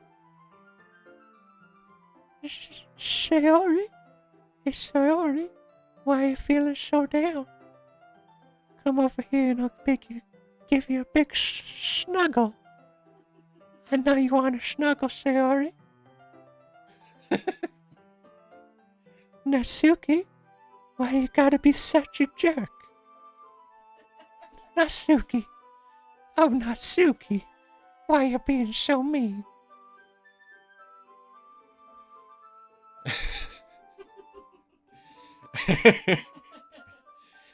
Yeah, she seems a little off today, but when I asked her about it, she didn't want to admit it to me. So I can't really help but wonder if something happened to her. Oh? Oh, that's quite romantic. Oh. Eh? Sorry. I didn't mean to say something so stupid. It's not that. I just didn't want you to misunderstand. Sayori and I have just been friends for a long time, that's all. I see. Then perhaps it is unusual for her to be dismissive to you about her feelings. Or maybe I'm just reading into it a little too much. Chris, the world is full of meaning, often hidden deep beneath plain sight. Old man Yuri, is that you? Oh, no. The world is full of meaning, often hidden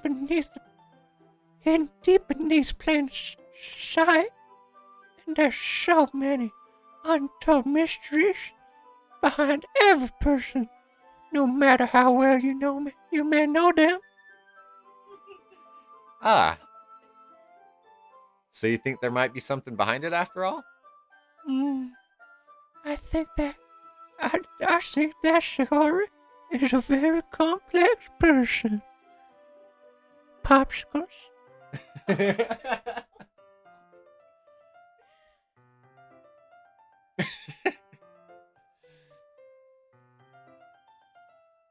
think that Sayori is a very complex person.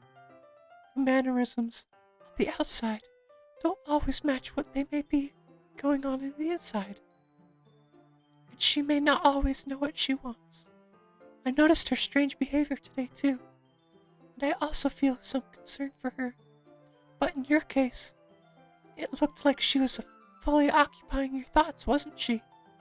Well, I guess that was the case.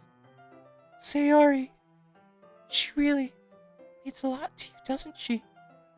I guess. But you don't need to put it that way. We're just good friends, that's all. Yuri suddenly looks deeply into my eyes. Her expression is gentle and curious, as if she was searching for something. Embarrassed, I avert my gaze. Sometimes a person's mysteries are untold even to themselves. And you, as someone honest and caring, so honest and caring, you love Sayori, don't you? Why don't you just go over there, Kiss Sayori right in the lips. I know you want to do that, Sayori. May uncover feelings you were to wear. You were in you. That is, I think that she would be a very fortunate person. Wow. She's telling her. She's giving her feelings. Oh, man. To have you feel that way about her. Yuri. You're giving me too much credit. I'm a pretty simple guy. So I think I'm pretty good at understanding my own feelings. I'm not nearly as sophisticated as you. That's not a compliment, is it? It is what it is. Anyway, as long as we're here, why don't we do some reading? Well, as long as you're okay with it. Yeah. I should be taking my mind off this whole thing anyway. Why don't we go ahead and get started? Yes, let's. Actually, I have a request. Do you mind if I make some tea first? Not at all. Thank you very much. If there's one thing that can make my reading time any better, it's a nice cup of tea. Not to mention for yourself as well. Yuri stands up and makes her way to the closet. I follow and watch as she receives a small water pitcher from her shelf, the kind with a filter inside. So I watched her get up and walk away, apparently. Booty booty. Can you hold this for a second? Sure. Yuri hands me the water pitcher and also fetches an electric kettle. I'm gonna plug this in at the teacher's desk, and then we'll go get some water. She walks past me and sets the kettle down on the teacher's desk. I simply watch her movements. To my surprise, the way she moves really contrasts her speaking mannerisms. Especially because of her long legs, Yuri appears elegant and methodical. Okay, may I have the water pitcher? Thanks, I'll be right back. Ah, I might as well walk with you. Yeah, why not? Shall we go then? Yeah. Where are you two off? Where are you two off to? Yuri was gonna make some tea, so I suddenly realized how weird it sounds to explain this to Monica. We're just filling the water pitcher. Ah, okay. Sorry, I was just a bit curious. That's kind of a one person job, isn't it? That's... Monica, please mind your own business for once. Oh, Yuri! Yuri! Here she comes. Here she comes. Oh man, she wants me to follow her. Or do you want me to tell me there's something wrong with helping involve Chris in club activities? Wow. My mouth gapes. I suppose there's nothing wrong with that. Then let's go, Chris. Ah. Yuri quickly exits the room and I follow. Once in the hallway, she suddenly puts her forehead against the wall. I spoke without thinking. How could I say something like that? Yuri? Something about the way she said that. It made me feel so irritated. What's wrong with me? No, Yuri. I think you did the right thing. I wasn't expecting it, but it's also not right for Monica to judge people like that. Chris, how come even when I do something bad, you're being nice to me? Because nothing that you do is bad as you make it seem in your head. Nobody's perfect. We have emotions, and we can't always seem to hide them away. But you always amplify things in your head. Your mind turns a light rain shower into a hurricane. No. Wouldn't you hate me for something as terrible as that? Why would I hate you? I can't hate someone for having emotions. What kind of friend would do that? Friend, you say? Yuri lifts her head. Chris? I really like being friends with you.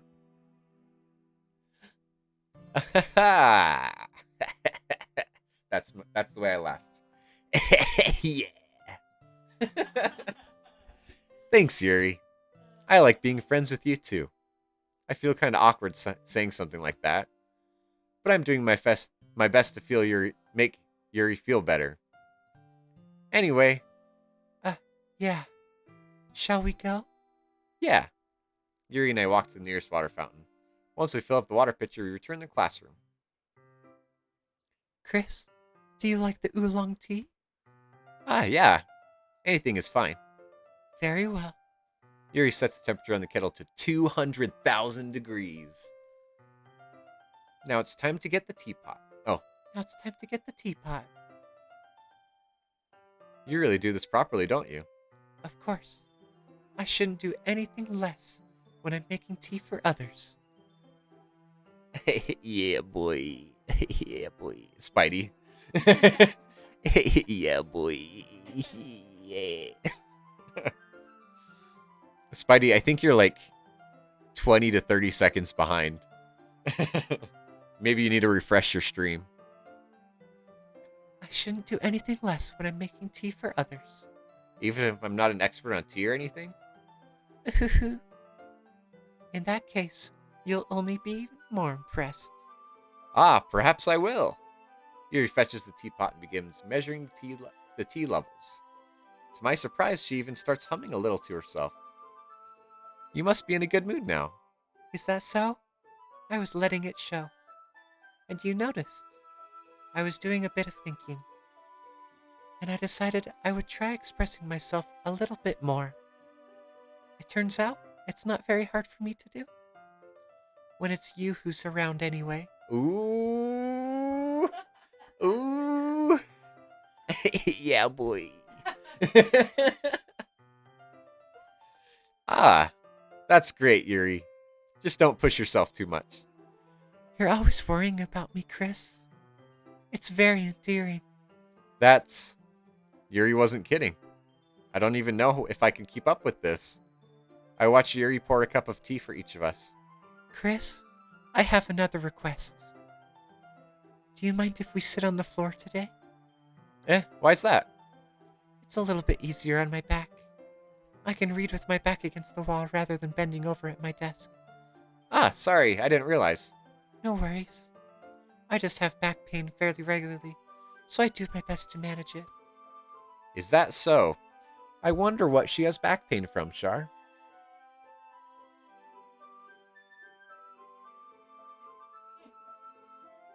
Spidey, I wonder what she has back pain from.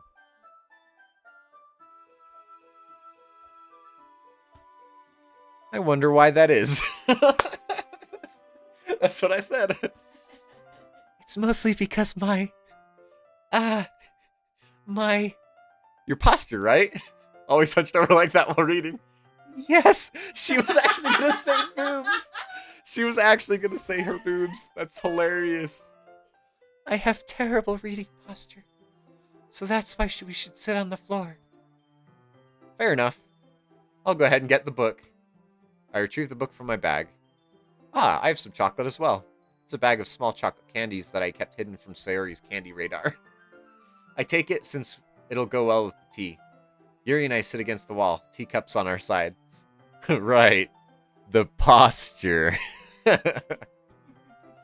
As if in sync, we assume the same reading position as last time, each holding one half of the book. Except this time, our bodies are even closer to each other. Even closer. Even closer to each other. Even closer.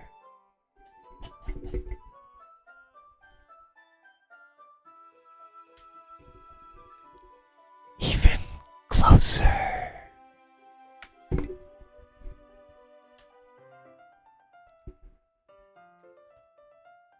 I can't see too well. Yuri slides closer until our shoulders are touching. Justin, stop! How am I supposed to focus on reading like this? Yuri was always kind of cute, but when she's being less apprehensive, it's almost more than I can handle. Your teacup. Yuri hands me my teacup. Holding it with my hand that's not holding the book, I end up in a position that makes it even harder to focus. Because now I need to worry about making sure I don't actually accidentally touch her chest. Meanwhile, Yuri hasn't noticed a single thing. She wears her intense reading expression, and I can only presume the world around her has faded away. I use all of my willpower to focus on reading. ...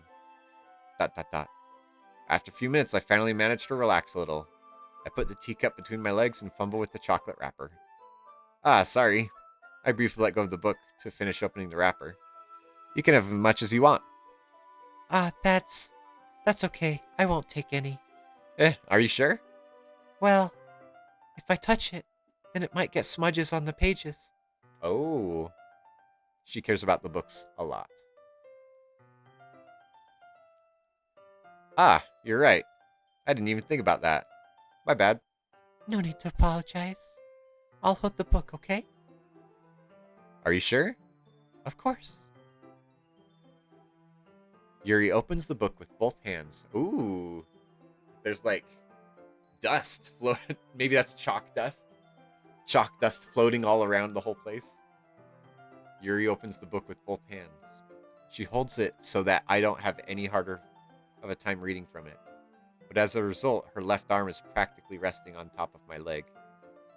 Well, in that case, Yuri is already totally focused on reading again.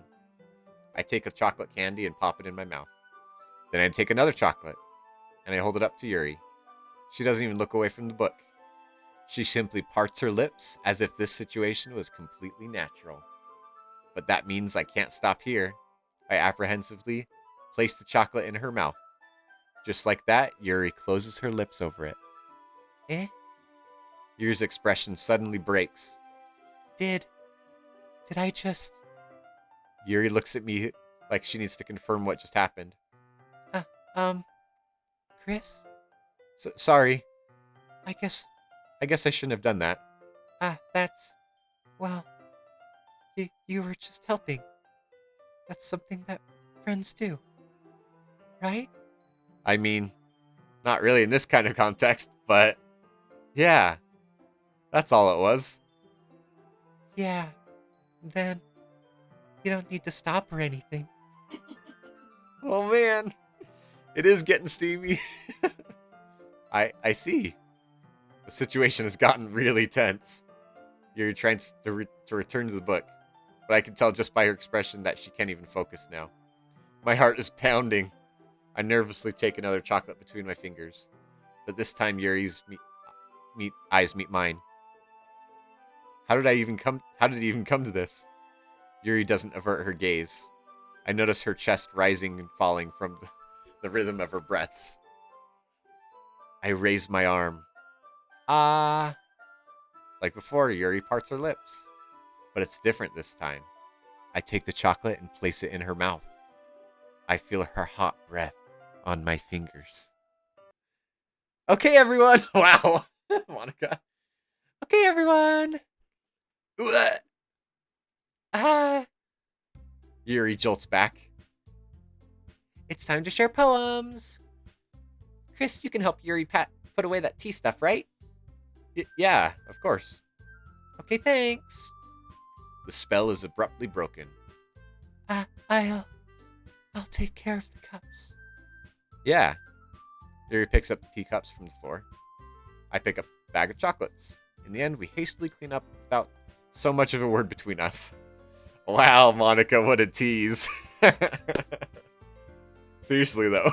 That was getting pretty steamy. Then Monica just has to break in here. You jerk.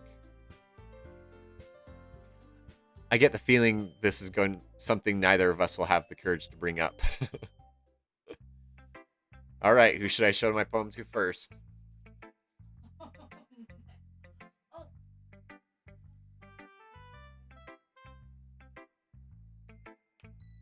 Sayori. Oh, that's right. Yeah, let's go ahead and check and see with Sayori what's going on with her. ...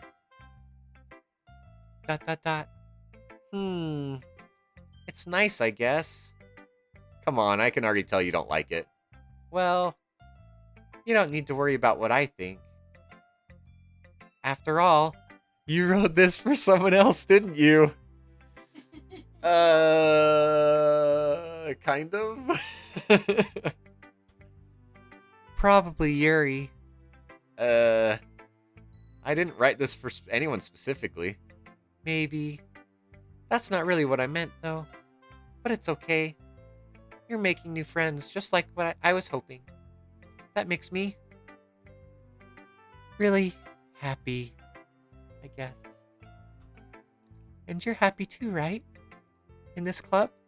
Well, of course I am. Good. That's all that matters to me. Thank you, Chris. Sayori, is there something wrong? Huh? No, nothing. I'm just a little tired today. Hee hee hee. Alright. Just tell me if you need anything. I will. Don't worry about me, okay? You can go play with everyone else now. If you insist. Yay! I'm gonna go home little bit early today. Sayori? Tell Monica I wasn't feeling well, okay? I'll see you tomorrow. Before I can say anything else, Sayori cheerfully walks out of the classroom, humming to herself. Alright. Wow, she's gone. Okay. Let's do Monica. Hi, Chris! Have you thought about what you want to submit to perform at the festival? Well, being in this club is one thing, but performing in front of a bunch of people? I'll have to give it some more thought. Okay, no pressure. Whatever you do, I'm sure it'll turn out great. It would also make me happy to see. Anyway, let's take a look at today's poem. Sure. I let Mana take the poem I'm holding in my hands. This one's good. Feels like you're not only getting more comfortable with your style, but the imagery is better than the last one I read. Just wondering, but have you been finding inspiration in Yuri's writing style? I guess so. You can't deny that she's talented. Yeah, totally. I think her poems are the most romantic. That's the best way to describe it. She's like a totally different person when she picks up a pen. I noticed that too. Or when she's talking about literature, it's like light turns on inside of her. Sadly, it's hard to get much personal conversation out of her. Trust me, I've tried. Who knows what's going on inside that head of hers? I hope you don't mean that in a bad way. No, of course not. I just meant that I wish she didn't keep so much to herself, but still defending her like that.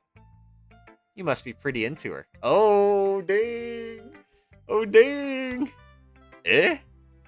You completely misunderstood. Right? Rosie Jonathan. This is the weirdest game.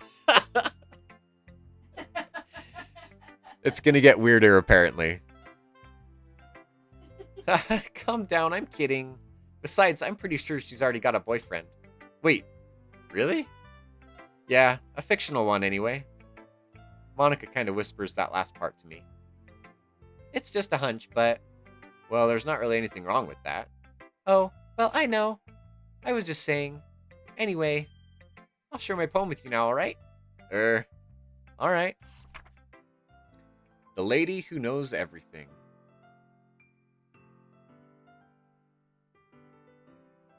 An old tale tells of a lady who wanders Earth. The lady who knows everything. A beautiful lady who has found every answer, all meaning, all purpose, and all that was ever sought. And here I am, a feather, lost adrift the sky, victim of the currents of the wind. Day after day I search with little hope, knowing legends don't exist. But when all else has failed me, when all others have turned away,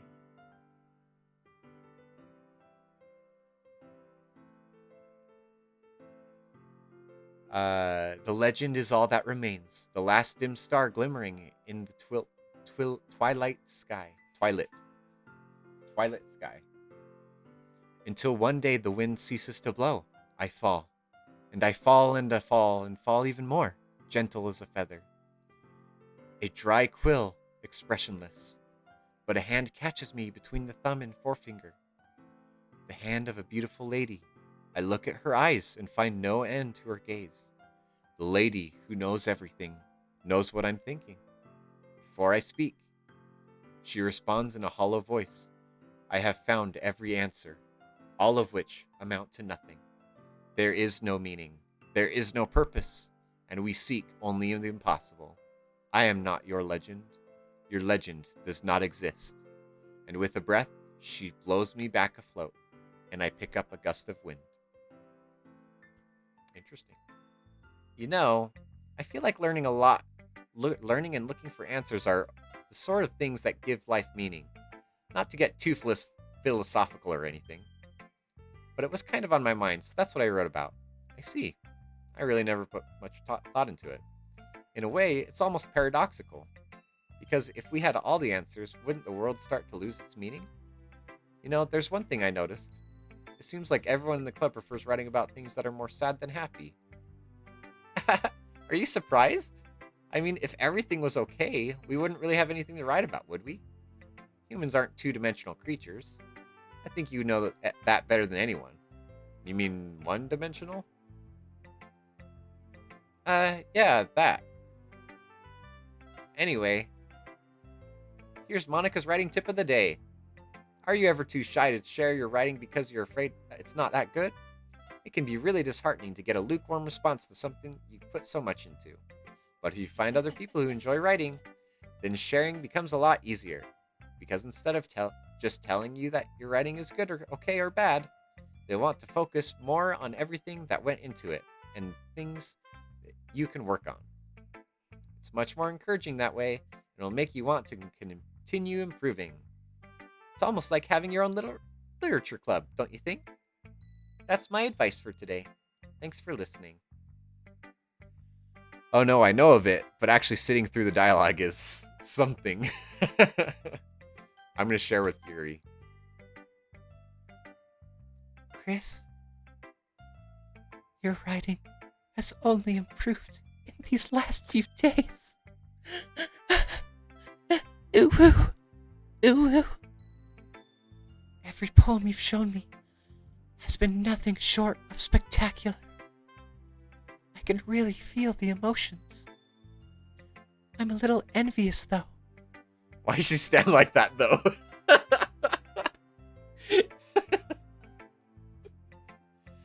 I don't think it ever came to me this naturally. Yuri, that's the wrong way to put it. This never did come naturally to me, but I've been able to improve so much thanks to you. You're really the example I was chasing after. Is that so? Yuri gently smiles to herself. This feeling. I'm so glad I got the chance to share my writing. I never thought it would feel like this. I remember you mentioning that yesterday.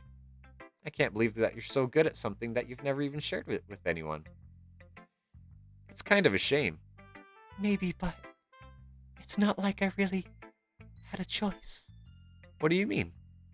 Well, Yuri smiles sadly. Chris, during lunchtime, I eat by myself. Did you know that? It's a great time to find a quiet spot and do some reading. In fact, I always have some books with me. You could say I really enjoy reading. Well, that's one way to put it anyway. But books are so amazing and inspiring people. People you want to fall in love with. Or people you just know would make a really good friend. Cheerful people who always put a smile on your face. Or deep thinkers and problem solvers who discover the mysteries of life. So when you look at it that way, I'm surrounded by friends every day. You know? And those friends don't laugh at me. They don't tease me for spacing out all the time. they don't make fun of my body type. And they don't hate me for acting like a know-it-all. People say that about you? I'm not a know-it-all, Chris. It's the opposite. I don't know anything. I don't know how to talk to people. I don't know how to make people see me as normal. I don't even know how to make myself happy. I have all these feelings.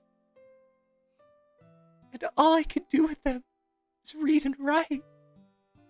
But it wasn't until now that I started sharing it with you that I really understood what I was missing all this time.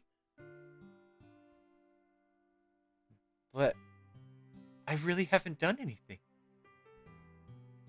No, that's wrong. Just be patient and respectful.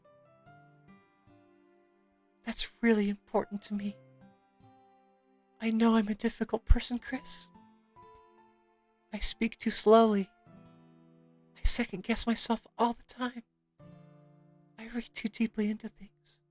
But every time, you've always treated me just like everyone else. I don't know if I've treated her like everyone else. I haven't treated her like everyone else. But still, sorry I broke the moment. It's so rare that I feel comfortable with myself when I talk to others. But that's why every time I talk with you, I just feel really happy.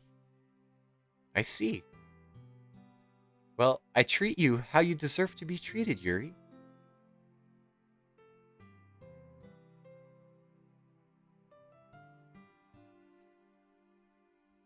And if other people don't see it that way, screw them. I mean, I joined this club, hoping I would make friends. And I would say I have at least one success. Wouldn't you? I'm looking at making it look at her.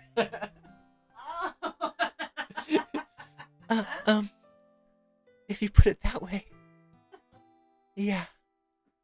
We really are friends now, aren't we? We're more than friends. Oh. Oops. Yuri puts her head in her hands, but this time she's smiling as she does it. Aww. Do you want to show me your poem? Yeah, I do. Let me get it for you. Beach. A marvel millions of years in the making. Where the womb of the earth chaotically meets the surface. Under a clear blue sky. An expanse of bliss, but beneath gray rolling clouds, an endless enigma. The easiest world to get lost in is one where everything can be found. One can only build a sandcastle where the sand is wet. But where the sand is wet, the tide comes. Will it gently lick at your foundations until you give in? Or will a sudden wave send you crashing down in the blink of an eye? Either way, the outcome is the same. Yet we still build sandcastles. I stand where the foam wraps around my ankles, where my toes squish in the sand. The salty air is therapeutic. The breeze is gentle yet powerful. I sink my toes into the ultimate boundary line, tempted by the foamy tendrils. Turn back, and I abandon my peace to erode at the shore. Drift forward, and I return to earth forevermore. I'm aware that the beach is kind of an inane thing to write about, but I did my best to take a metaphorical approach to it. You say that like you didn't even want to write about it. Oh, you haven't heard? After yesterday, Natsuki and I, well, it was amusing that we wrote about something similar in such different ways. So Natsuki wanted us to write about the same topic as each other again. I suppose to better compare the differences in our writing styles, or our thought processes. Anyway, it was her idea. Knowing her, it's no surprise that she'd want to do something like that. She probably just wants to show off. It's not like I have a particular interest in her writing style. I just went with her request. But, well, I suppose it's not so bad to write about something simple on occasion. It can be refreshing, you know. It's good for me to calm my thoughts once in a while. Yeah, I think I can agree. Thanks for sharing. And Natsuki. Last one. ... Meh. she's meh. I guess you really haven't learned anything after all. Honestly, I don't get why I got my hopes up in the first place. What? I didn't think this one was that bad. What did I do wrong? Poems don't need to be all deep sounding to express something. It's gonna just sound like you're forcing it unless you really don't suck at. Honestly, don't bother trying to write poems like this until you're on Yuri's level. Ouch. Holy cow. She hates me or something. Holy cow. Natsuki stops short all of a sudden. Don't tell me. Eh? You're not just trying to impress Yuri, are you? What are you talking about? And keep your voice down. You know Yuri would love this angsty. Just because she's a talented writer doesn't mean... Ugh. Looks like I'm in trouble. I somehow struck a nerve. Though what I did was beyond me. I am so done with you. Natsuki shoves the poem I handed her back over to me. Take your stupid poem. If you wrote it for someone else, just don't show it to me. Ouch. This is what I get for letting a younger girl step into my business. Unless I was a mind reader, I was destined to be in a world of pain from the start. At least Natsuki wasn't really the girl I was trying to impress in the first place. That's true. You're not wrong. Okay, you three. We're all done sharing poems, right? Why don't we start figuring out... Hold on a second. Is it just me, or did you just say something strange just now? Huh? Something did sound a bit unusual. That's right. You deviated from your usual catchphrase when addressing the club. Catchphrase? I don't have a catchphrase? Jeez. Why is the mood so weird today? Look, even Yuri isn't immune to it. Stagnating air is common foreshadowing that something terrible is about to happen. Oh, let's move my face.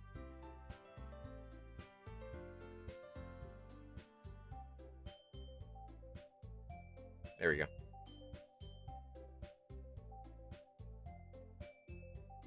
My head.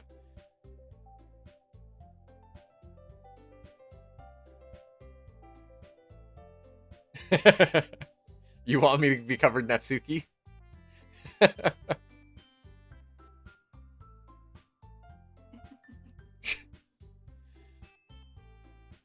In your books, maybe.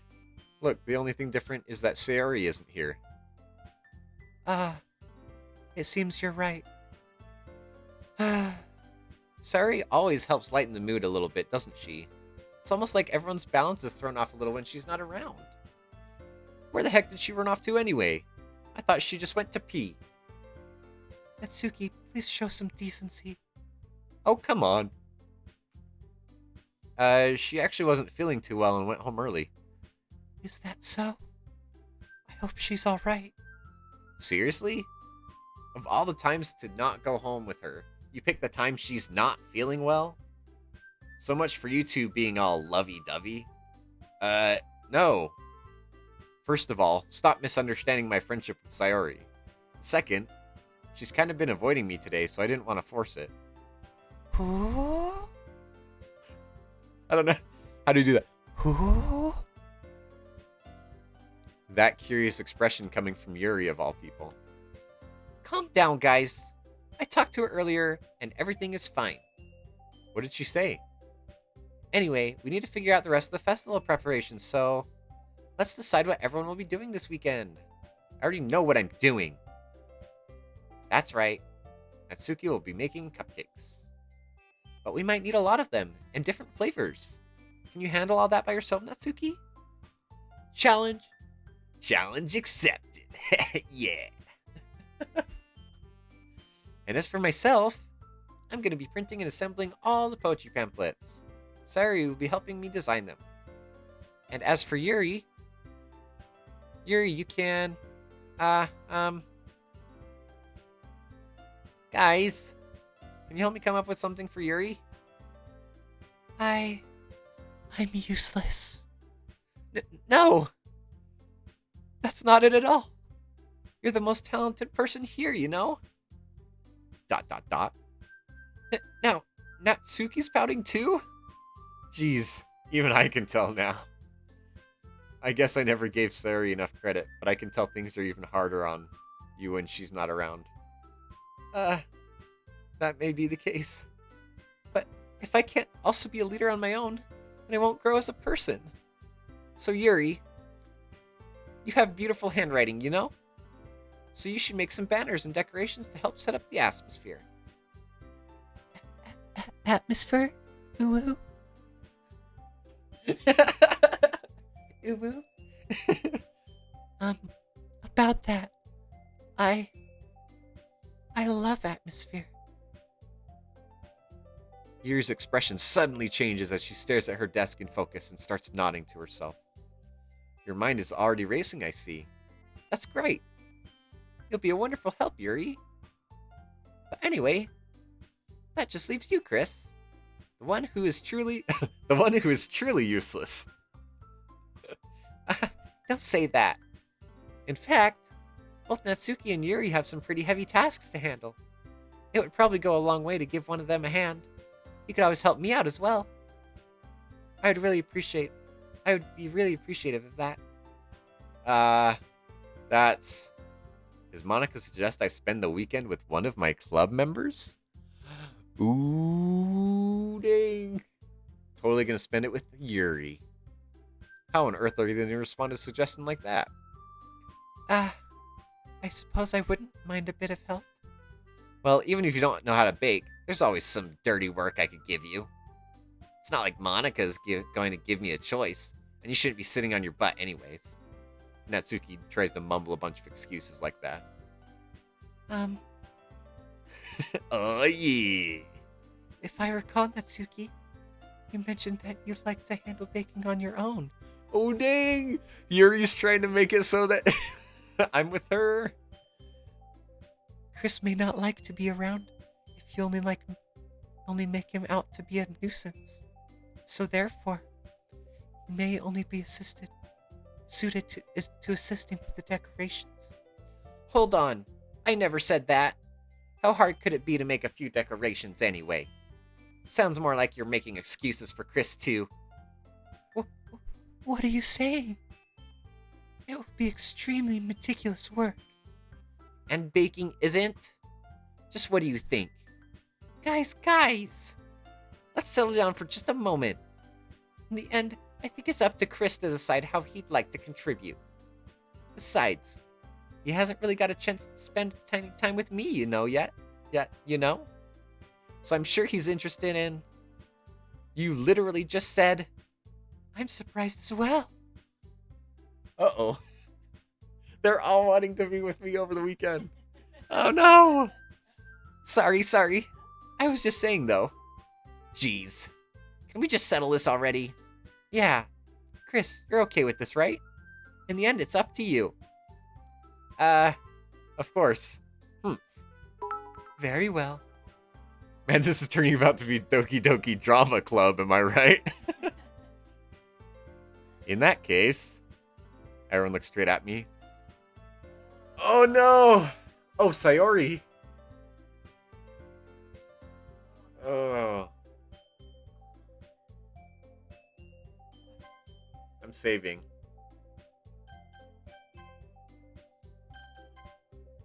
Oh no. I should probably take time to spend spend with Sayori, though, because she's not feeling good. And she's always a good friend, right? Spread out your saves.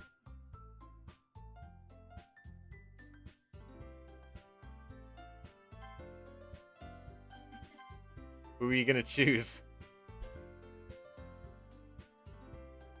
I should probably check on Sayori, right? Or should I just go with Yuri?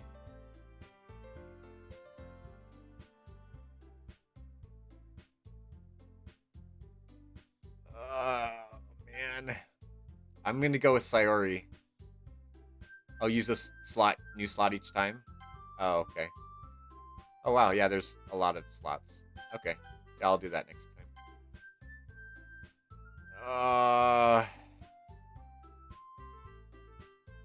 Go with Yuri? I go with Yuri. Okay, let's go with Yuri then. I don't know why this is such a hard choice. You want me to go with Yuri, Shar?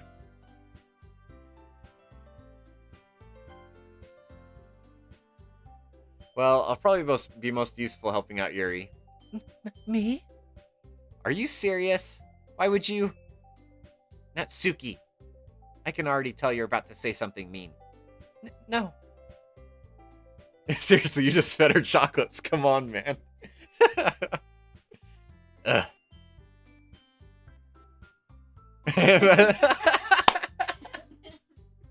That's true. Hey, where's some chocolates?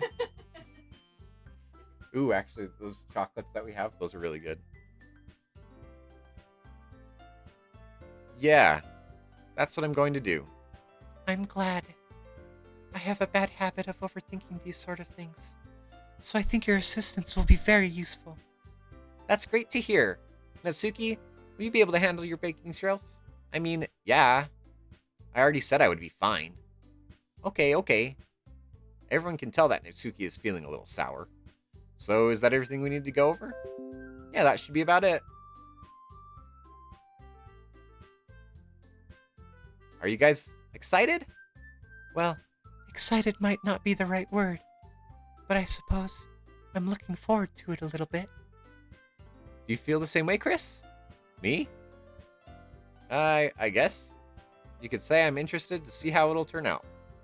That's good enough for me. What about you, Natsuki? ... Natsuki! What? Why is everyone yelling at me? I didn't even do anything. No. That's not what I meant at all. Yuri anxiously glances between everyone in the room. I'm sorry for this. I don't really know why Chris picked me. Oh no. And also, your cupcakes are the best cupcakes I've ever had. They go really well with my tea. And nothing that I do for the event will compare to that, So, I get it. I'm kind of surprised, though. why? Well, I'm the one acting immature. I already know that. But you're trying to cheer me up all of a sudden. When isn't she feeling sour, though? Yeah. She's always been a butt. I know. I'm not very good at it. I'm sorry if I said something bad. Natsuki isn't the only one surprised. Monica and I are also taken aback by Yuri's words. When she already has trouble with words, trying to cheer someone up must be far out of her own comfort zone. But I begin to understand. Yuri was trying to sound like Sayori. Even if it didn't work perfectly, I can tell that she tried to say something Sayori would say at a time like this. Because Sayori always helps everyone smile and feel good about themselves. No, I kind of appreciated it. I'm sorry for making a big deal out of nothing, but I'm going to say this. You better bet that my cupcakes are going to be the best part of the whole event. I believe you. Yeah, I hope to see everyone do their best. But with that, there's nothing more for today, so I guess it's time for us to head out. Alright, let's get out of here then. Everyone packs up their things. I start to follow Monica and Natsuki out the door as they chat between each other. Eh? I turn around. Sorry. I realized that I don't have any way of contacting you this weekend. Oh, you're right. I can't believe that it slipped my mind. Should I give you my phone number? I think that would be the best way. Yes. All right then. Yuri and I exchanged phone numbers. Oh, Okay. And I'll be stopping by your house on Sunday. eh? My house? Is that a problem? No, not at all. I just thought I would be the one going to your house since I'm the one helping you. Get those digits. I suppose that makes sense. But if you don't mind, I think I would prefer going to your house. All right. In that case, it won't be a problem. I decided not to press Yuri for a reason. Okay, for real though, did her back break down as she's standing like that? It's not like it should matter much either way, so I'll just need to make sure my room is clean. I hope I managed to make myself useful in some way. I'm not nearly as creative as you are. Don't underestimate yourself, Chris. I think that will make a very productive team. Even if you only chose me because you felt bad or something. Wait, you don't actually think that, do you? Ooh. I don't know. It's difficult to come up with any other reason you may have chosen me. You're forgetting the one reason with the most common sense. I chose to help you because that's what I want to do. But Yuri thinks... Yuri thinks to herself with an extremely tense expression. Yuri, you're overthinking this. You wanted me to point out when you're overthinking, right? Eh? I didn't realize. I'm telling you, I want to. That's all there is to it. Do you believe me? Yuri thinks really hard again. She looks straight into my eyes for a long while. I believe you. As if it took her tremendous effort, Yuri finally says that and relaxes her expression. And I'm really looking forward to Sunday. Yeah, I am too. After that exchange, I make my way through the door and Yuri follows. I can't believe this. Yuri is going to be coming to my house on Sunday. My anxiety shoots through the roof. Even though I've gotten pretty used to handling her at this point. There's no telling what might end up happening when we're outside of school. Oh, dang! More than that, she told me that she was looking forward to it. Is this the chance that I have to make something happen between us? Oh, dang! Or is it too early for that? Only time will tell. But until then, I won't be able to take my mind off of it. I seriously can't wait. I hope you go check on Sayori. Oh, it's already Sunday. Wow. I've been getting increasingly anxious about Yuri's upcoming visit. I keep telling myself that there's no reason to be nervous, but it doesn't help much. Yuri is clearly an introvert and also an intimate person in general. There's no doubt that she'll open up a bit when it's just the two of us. Meanwhile, we've even been texting occasionally. Ooh. She was extremely apprehensive at first, but it wasn't before long I was already learning more about her. But putting Yuri aside, I haven't heard a thing from Sayori since she left the club early the other day. It's not like we text each other all the time or anything, but I've been worried about her in the back of my mind. Between what Sayori said and what Monica said, is it really okay for me to put Sayori's feelings aside when she might need me? I decided to visit Sayori before Yuri comes over. Rather than asking, I simply tell her I'm coming over, much like I've done in the past. Once I reach Sayori's house, I knock at the door before entering myself. Again, we used to play often.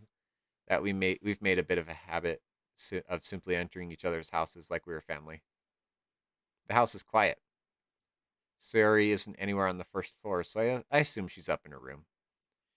It's already strange of her not to run down and greet me. I head up to her bedroom where I finally find her.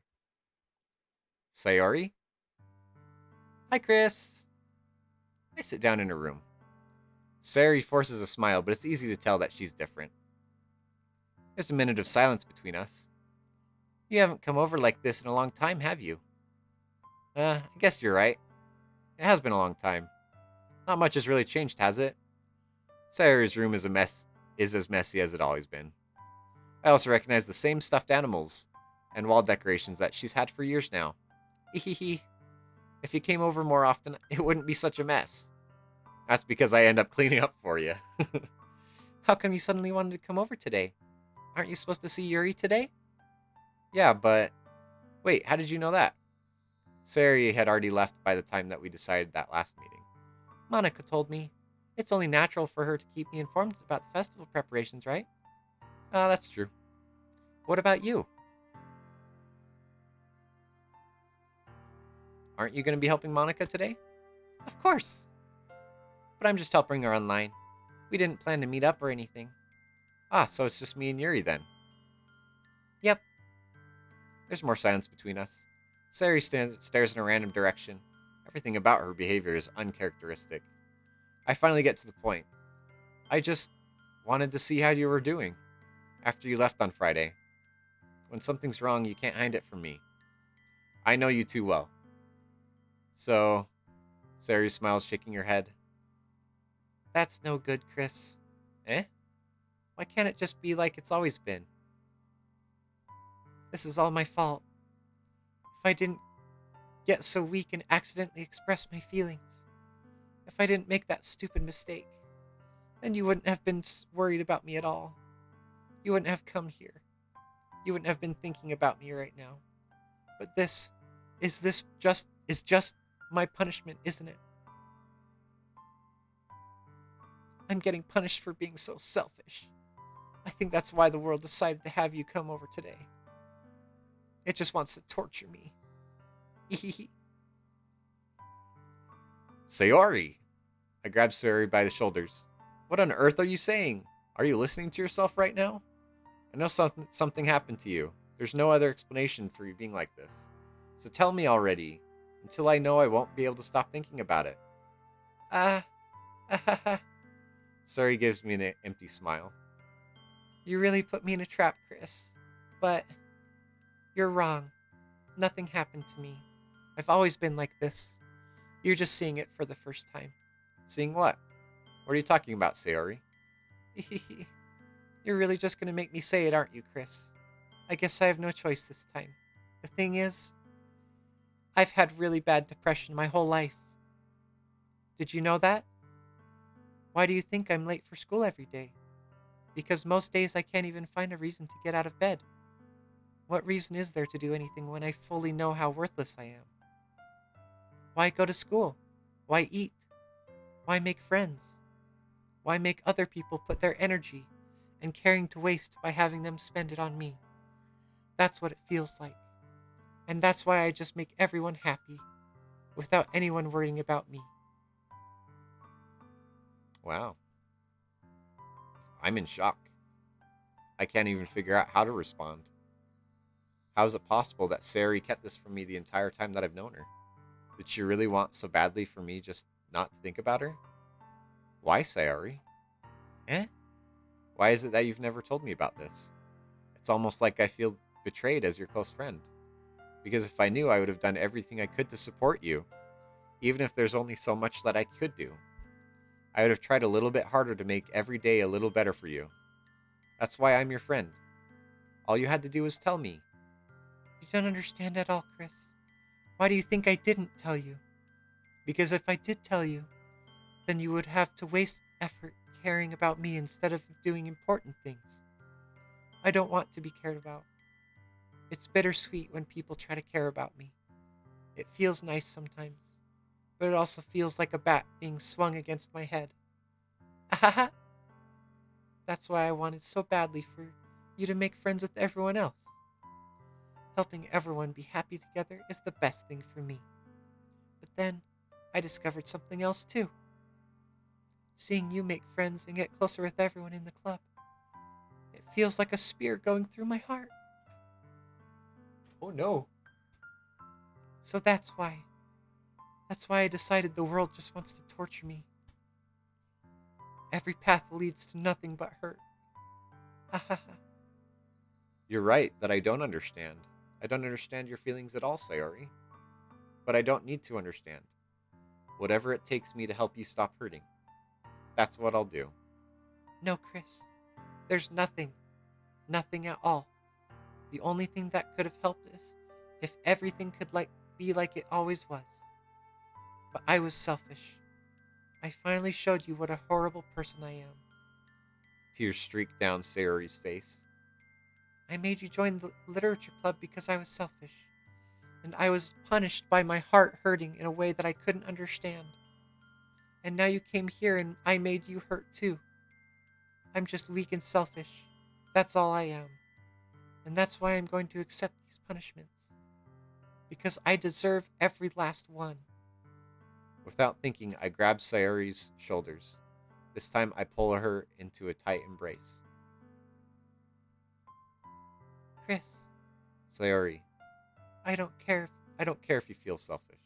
I'm really happy you convinced me to join the club. Seeing you every day makes it worthwhile enough. She does need therapy. If I make friends with everyone else, then that's just a bonus. But please never underestimate how much I care about you. I wouldn't have it any other way. Chris, Sayori isn't hugging me back. Despite my arms being wrapped around her, Sayori's arms remain at her sides. She starts sobbing next to my ear. no. Don't do this to me. Please don't do this. Chris, Sayori barely manages to speak between her sobs. I don't know if I'm doing this right. Oh. I sense within you Gamerly. fire. Hey, thanks for following. Let's hope this Oh, is interesting. I was so intense in this part, and then all of a sudden... Thanks for following. But all I want is to know her, for her to know that I care. If you have it in you to call yourself selfish, then you have to let me be selfish too. No matter what it takes, I'll figure out what needs to change. I'll make these feelings go away. And if there's anything that you need me to do, then you'd better tell me. And I'll get mad if you don't. I don't know. I don't know. I don't know. Gently, Sayori finally puts her arms around me in return. I don't know anything. It's all really scary. I don't understand any of my feelings, Chris. The only time I'm not feeling nothing is when I'm feeling pain. But your hugs are so warm, and that's really scary too. Sayori lets me go. And as she does, I let her go as well. The festival's tomorrow. Yeah, It's going to be fun, right? yeah.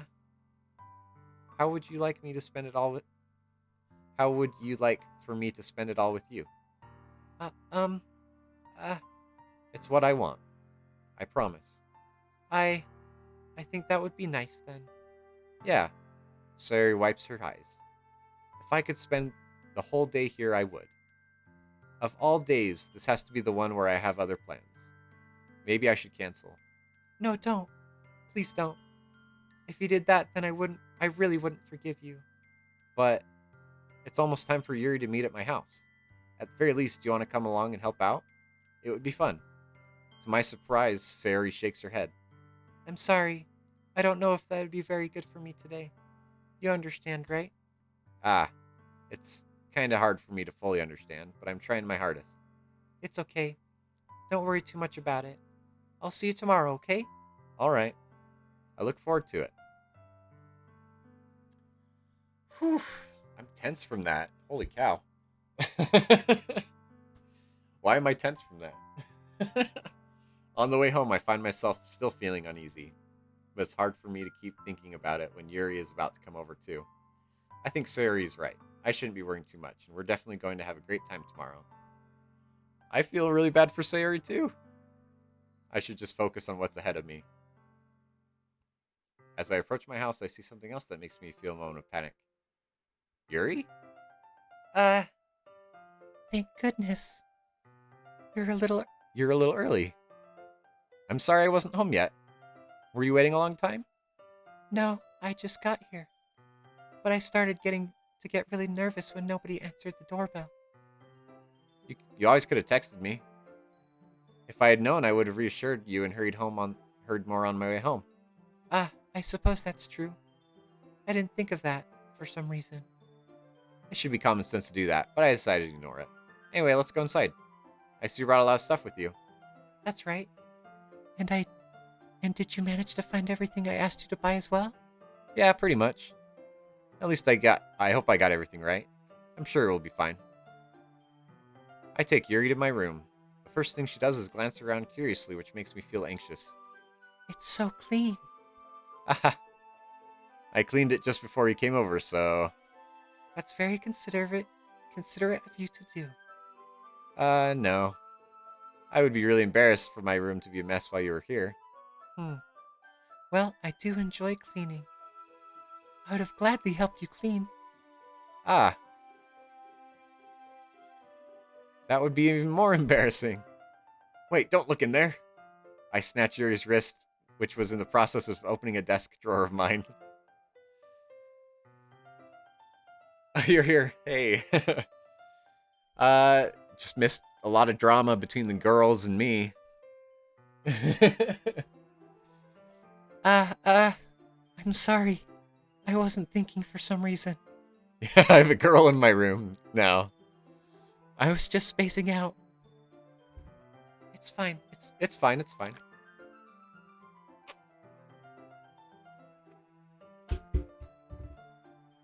I let go of Yuri's wrist. She puts both of her hands firmly in her lap, as if making sure she's keeping track of them. So, should we get started? Yes. I have a few things planned out that you can help with. Brown chicken, brown cow. Call the BYU police. Nice. Decorations and other atmospheric enhancements. Atmospheric enhancements? You know, mood lightening, aromatherapy candles. Oh, wow. I didn't know you planned on taking it that far. Of course. I want to help take our guests to a faraway place. Although many will stop by just out of curiosity. And for cupcakes, I guess. I'm determined to provide an experience that will leave them wanting more. That's great. It's easy to forget that you're a pretty intense person. Intense? I guess that's the best way to put it. Is that a bad thing? No, not at all. It's something that I like about you, actually. Oh, dang. Oh, dang. Is that so? That makes me feel relieved. And kind of happy. Yeah, no need to be so anxious. You can relax a little. It's easy to forget that you're pretty. Relax. I brought some things for relaxation. I was going to use them during the poetry event. Oh yeah, like what? Let's see. Yuri rummages through her bag. She pulls out a few candles and a wooden cylinder-shaped object.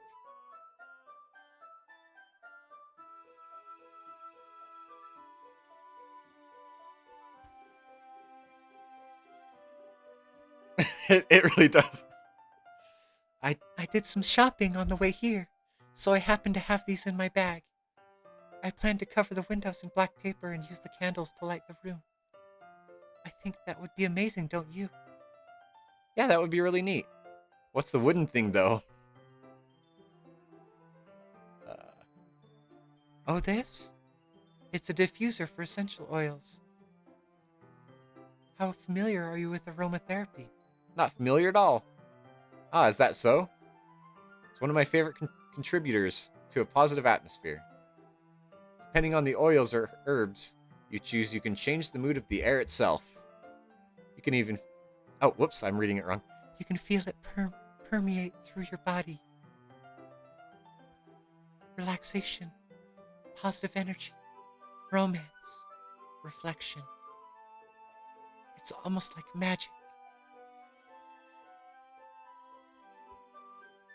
Yuri takes the cylinder and pushes a switch on the bottom. In just a moment, a thin ray of vapor begins to spout through a small hole on the top. Oh my gosh, she's gonna drug me. She's gonna drug me. Am I gonna pass out? Wow, that smells wonderful. What kind of mood is this one for? This is a jasmine. This is a jasmine essential oil. It smells a little sweet and flowery, right? Yeah, that's a good way to describe it. I chose jasmine for the event because it provides more than just relaxation. Jasmine enhances your emotions and helps you feel them flow through your body. You feel warmer and your heart pounds more heavily. Don't you think that would be perfect for sharing our poems? It does sound suitable. Surprise, the mood setting. Surprise, the mood setting is chloroform.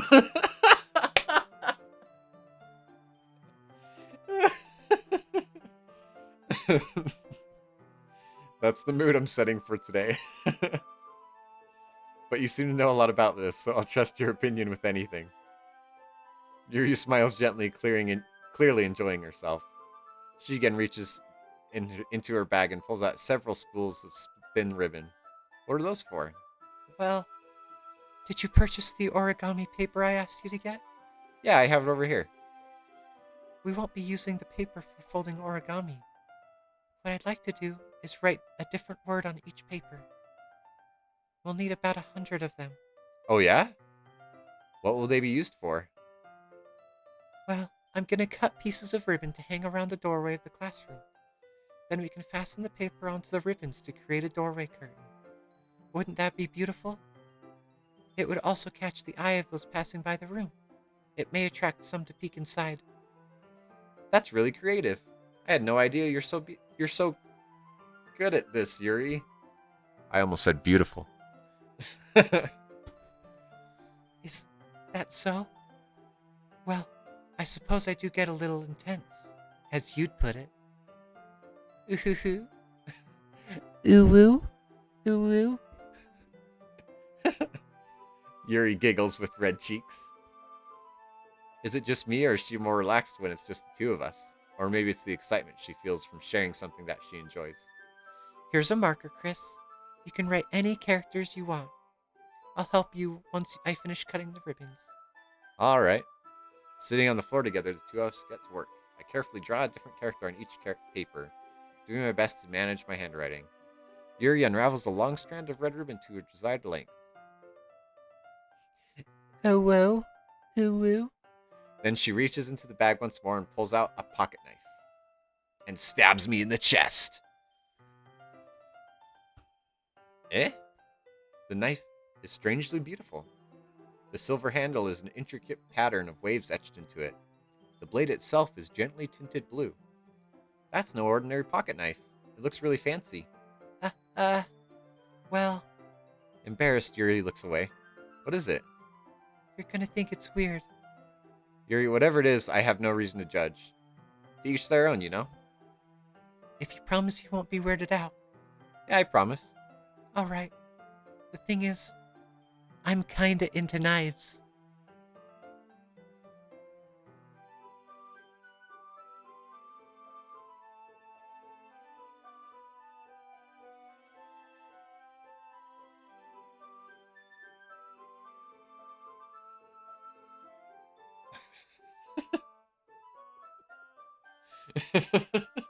They're just so pretty. I can't help it. Red flag.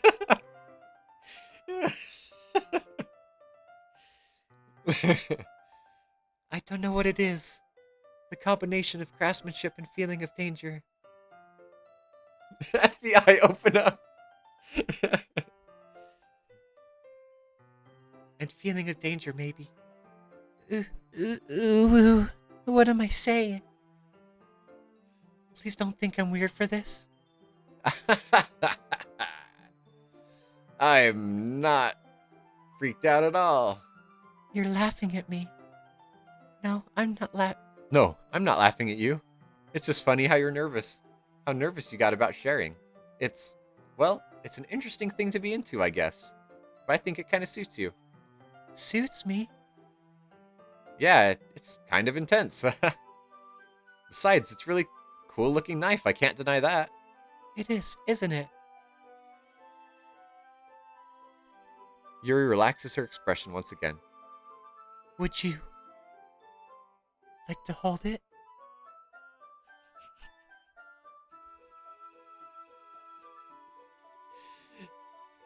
Oh no. Sure, I'll check it out. Yuri carefully hands me the knife with the handle facing me. I take it and turn around in my hands. It feels heavy and extremely solid. Where do you even get a knife like this? Curious of its sharpness, I feel the point of the knife with my index finger. Ow! Chris, why did you do that? I didn't expect it to be that sharp. I barely touched it at all. It's my fault.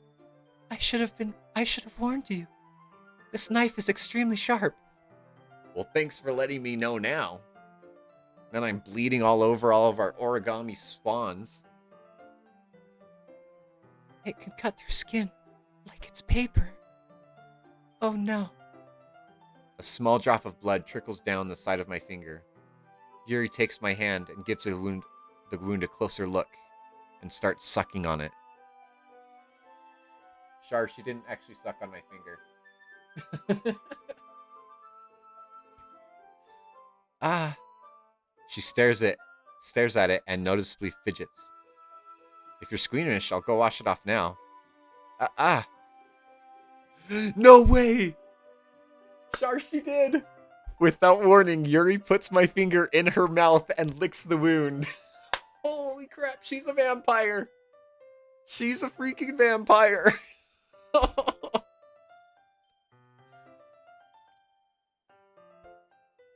I feel her tongue curl around my finger. Startled, I instinctively pull back my hand.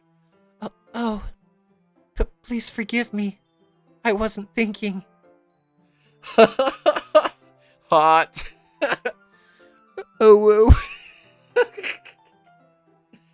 ooh, Yuri lowers her head, her face burning up. Yuri, I am very uncomfortable with the energy we've created in the studio today.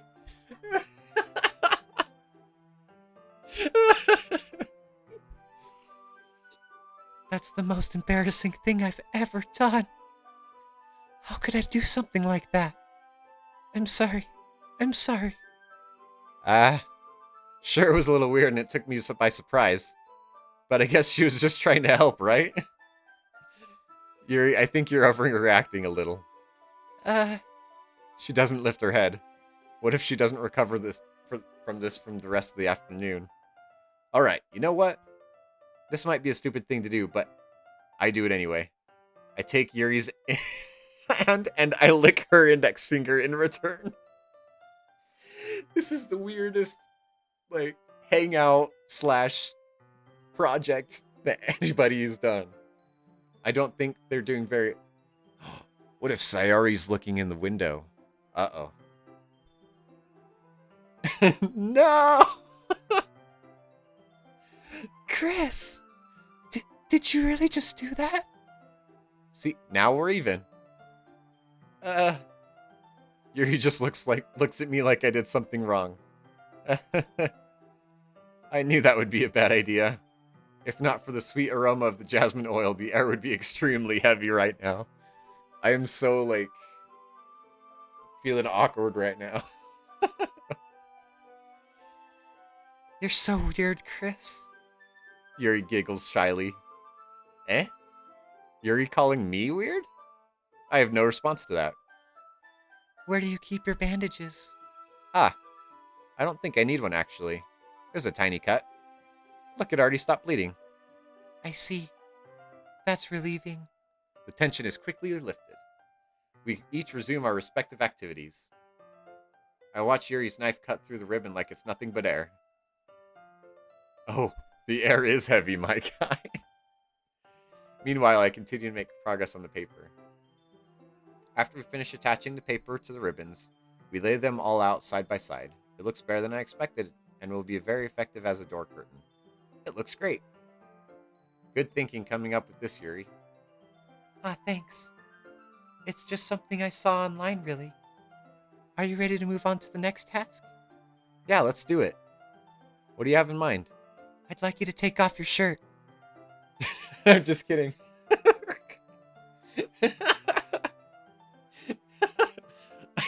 I'd like you to create a banner. That's why I asked you to buy the paint tablets. Oh, that's right. One of the items Yuri had asked me to buy was a kit of watercolor paint tablets. Well, we'll need about 6 cups of water to put each of the tablets in. Do you mind fetching those for us? Of course not. 6 cups of water. I'll be right back in a minute. Thank you very much. Oh, and just a little bit of water is okay. If you fill the cups up too much, it will be too diluted. Taking Yuri's advice, I decided to use small plastic bathroom cups rather than full-size glasses. I put them on a plate to catch any paint that drips. Then bring it back to my room. Yuri? Yes? I come in to see Yuri quickly unrolling her sleeve, pulling it back over her arm. Nothing. Your face is a little red. Is it too hot in here or anything? No, not at all. There's nothing wrong, so let's mix the paint. Yuri hurriedly dismisses me and takes it upon herself to unwrap the tablets, dropping them into cups. So, I thought we would do something simple that would look very nice. I'd like to paint a gradient across the banner, starting with the colors for a sunrise, then daytime, then sunset, and nighttime. Once it dries, I'll write an inspirational quote across the banner. We can hang it on the wall behind the podium at the front of the classroom. Neat. What are you gonna do? What are you gonna write? Well, it'll be more fun to surprise you. Yuri smiles at me. If you say so. After rolling out the banner, Yuri and I kneel on opposite sides so we don't get in the way of each other. Yuri uses a brush and adds a few dots of different colors across the banner to serve as a color guard when we paint. This kind of reminds me of elementary school. Painting on a banner with watercolors feels a lot like the art class projects we had back then. It's relaxing. I'm sorry if this feels too childish. No, I didn't mean that at all. It's kind of fun, you know? Yeah, it is fun. I'm glad you feel that way too. Yuri stops painting for a moment, thinking to herself. For me, I don't need to go out and do crazy things to have fun. In fact, I usually don't even want to. I just like when I could spend time with one other person. Me too. Me too, Yuri.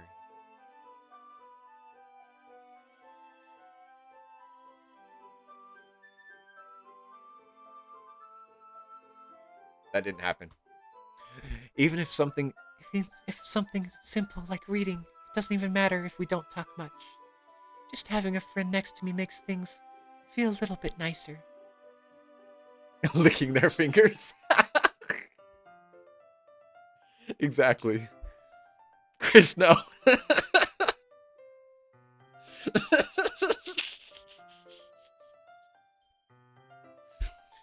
I think that's all it takes for me to be happy. Is that so? You have a wife. Don't worry, she's in the other room. She can't see what's going on.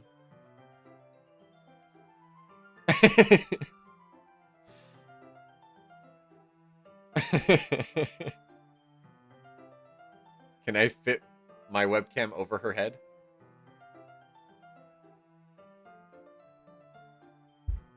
I need to get small like her. There's my shoulders. I don't think it's working very well. She's too small. Ouch. That hurt. Sleeping on the couch tonight. Even if Yuri and I are quite different, I can understand where she's coming from. I feel that way about things like anime and games, where simply sharing the experience with someone can make me happy. I think I can feel that same way. Yuri smiles gently. I knew you'd understand. Yuri leans over the banner to grab an unused paintbrush, but I move at the same time, causing my head to bump into hers. Yeah. Sorry. Yuri reels back and I quickly lift my hands in surprise. Are you hurt? No, I'm not hurt. It just startled me. That's all. Ooh. Sorry, I should have asked you to get it for me. It's not your fault. Ah, your face. There are droplets of paint on Yuri's face and neck. Is there something on my face? Yeah, I accidentally got paint on you. Sorry, it's totally my fault. I'll get a towel right away. I rush out and fetch a small towel, then I dampen it with the hot water. I turn to my room and kneel back down in front of her.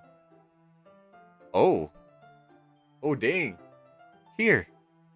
I pat down Yuri's face and neck with the towel. She is holding my arm while I'm doing that. Oh, dang. What's gonna happen? Ah, ooh, Is there something wrong? it's hot. I just didn't expect it.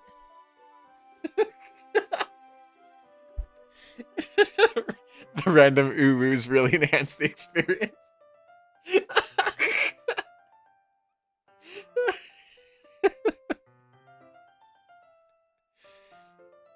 Sorry. I didn't want to use cold water. Having finished, I start to retract my hand, but Yuri suddenly holds my wrist. Oh crap! Wait, Eh? just for a little longer. It feels really nice. I keep my hand still against Yuri's neck. She looks into my eyes. It's an intense expression that I recognize from when she reads her books. Almost as if she's lost in a daze, enveloped by her own thoughts. She breathes gently, half through slightly parted lips. What is happening? Is it the aroma of jasmine oil giving me this dizzy feeling? Yuri's gentle fingers wrapped around my wrist send a tingling sensation through my arm. And suddenly, her face seems to be much closer to mine than it was just a moment ago. Ah, ooh, Yuri slowly pulls away. sorry. I've been feeling a little lightheaded today. I didn't mean to space out. It's the chloroform! It's the chloroform!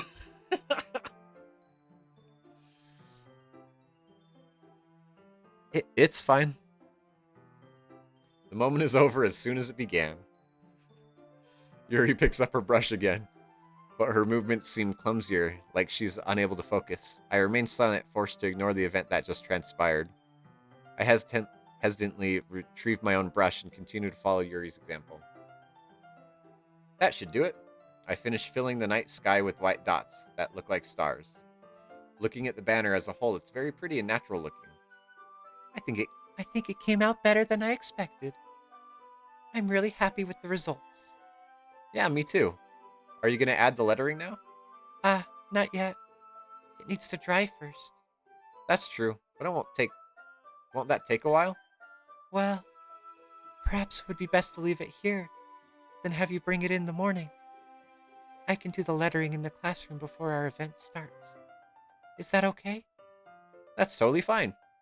Wonderful. In that case, I don't think there's any more for us to do here. Phew. You say that like you're glad it's over. Was I wrong to assume that you were at least enjoying yourself a little bit?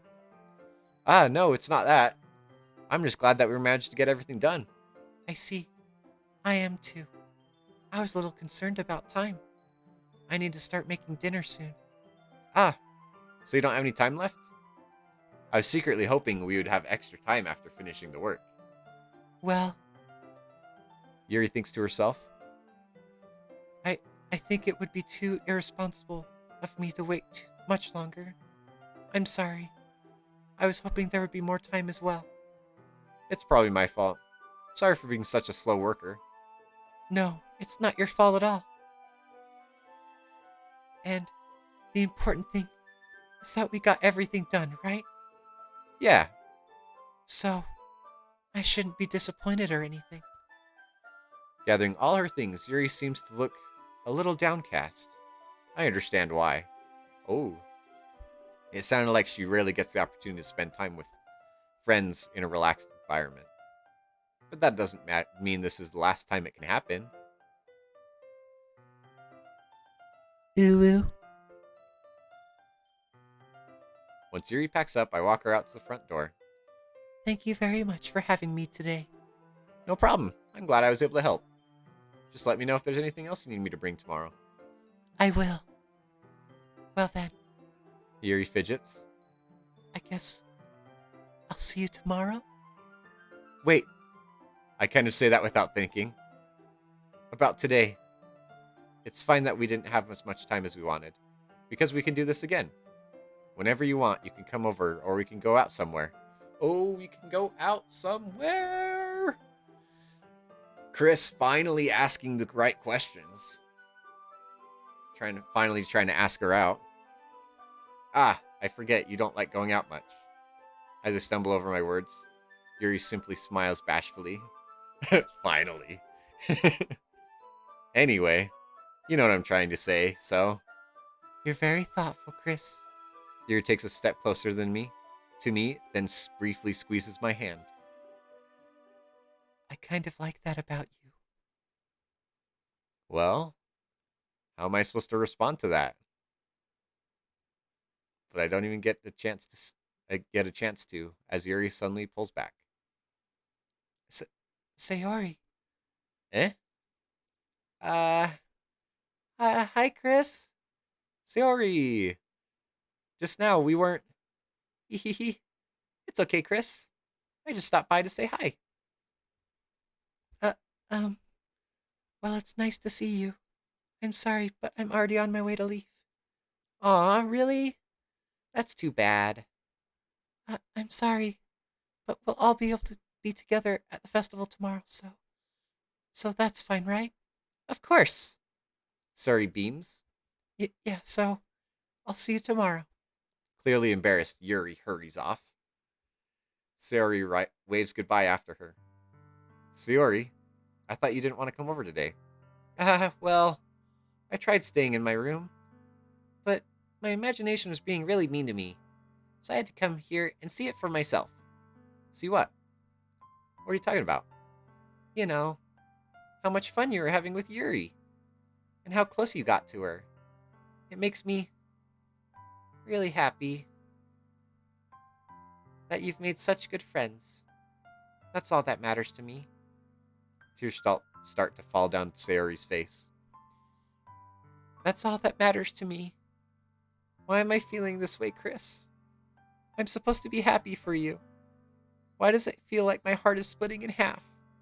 It hurts so much. Everything hurts so much. This would be so much better if I could just disappear. Sayori, don't say that. It's true, Chris. If I wasn't here, then you wouldn't have to waste your sympathy on me. You wouldn't have to put up with me being selfish. Monica was right. I should just... Monica? Monica was right about what? Sayori, what I said before is true. I'm not going to let this continue. Caring about you like this isn't the burden your mind is making it out to be. It's something that makes me happy. It's something that I wouldn't trade for anything else. So even if it takes an entire lifetime, I'm going to be by your side until you don't feel any more pain. But... Sayori looks away. I put a hand on her shoulder to reassure her. I'm scared, Chris. I'm really scared. What are you scared of, Sayori? I'm scared that I might like you more than you like me. Sayori? It's true, isn't it? I was weak and started to like you too much. I did this to myself. Chris, I like you so much that I want to die.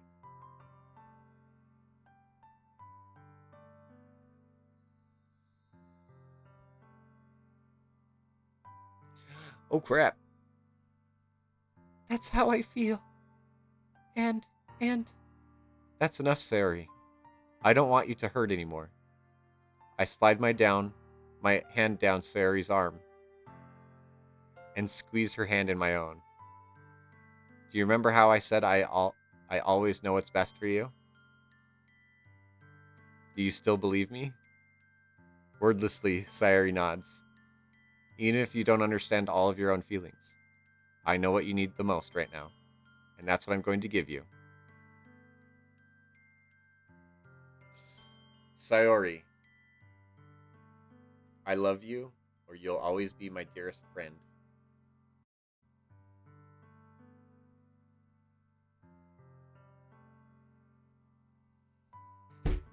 Crap. Save.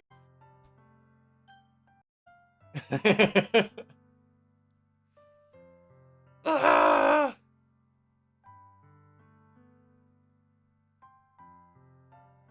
Crap. Well, you could love someone that's like a best friend, right? You can love someone that's a best friend.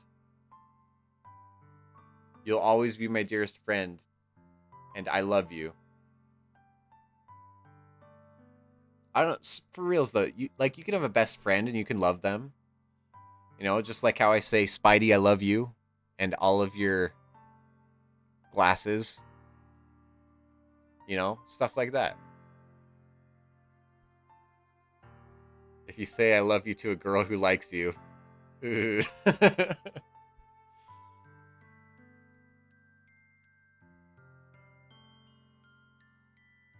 oh shoot.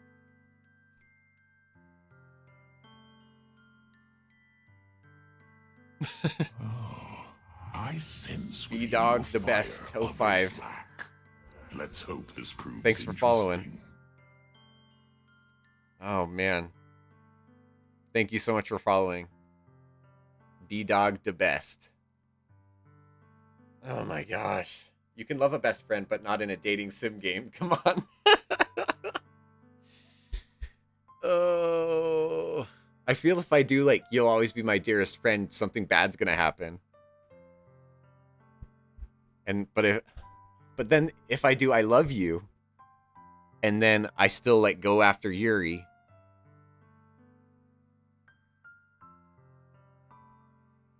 then she might do something bad again. So I Oh. Oh yeah, I don't cuss. Oh. I think I'm gonna do you'll always be my dearest friend. I think I'm gonna have to do that. You'll always be my dearest friend. What you need most is for things to be like they've always been. Monica told me the truth. She told me how much happier you seemed after I joined the club. I know you're struggling with some difficult feelings right now, but please trust me that I know what's best and what will make you happy in the end. I promise I'll get things back to the way they were. I see. Sayuri forces a smile through an incredibly pained expression. Ha ha ha. Is this what it feels like? To get stabbed in the chest? No! Oh, crap. I should write a poem about this. Sayori. It's okay. This is just my punishment, remember? For being so selfish. So please don't worry about these stupid feelings. I know you're right. I knew this whole time there's no happiness down that path. That's why I came here. Just so I could get the answer I needed to hear. And the other thing, you're also right that I just want it to go back to the way it was. I realize that now. You really do know me better than anyone, Chris. I'll trust you with anything. Anything at all. So, Sayori's smile finally breaks. All of a sudden, she turns around and drops to her knees.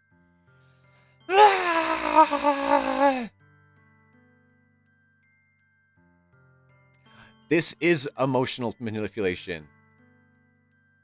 To be honest, I had something kind of similar like this happen to me in middle school. So, yeah. Clutching her head with both hands, she screams as loudly as she can.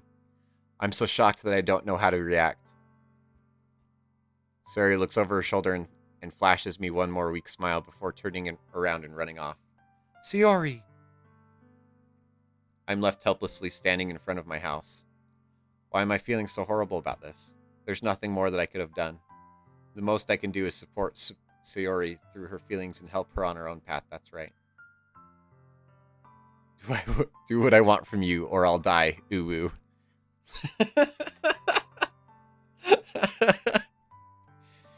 But I'm having as much trouble understanding Sayori's feelings as she is, even though I can comfort her. I keep wondering if I should be doing something more, or something different. I know these thoughts will continue to plague me until things are back to the way they were. I'm going to give everything I've got. Sari will always be my dearest friend, and I'll do whatever it takes to put a smile on her face every day. Ah, my shoulders hurt. I'm so tense.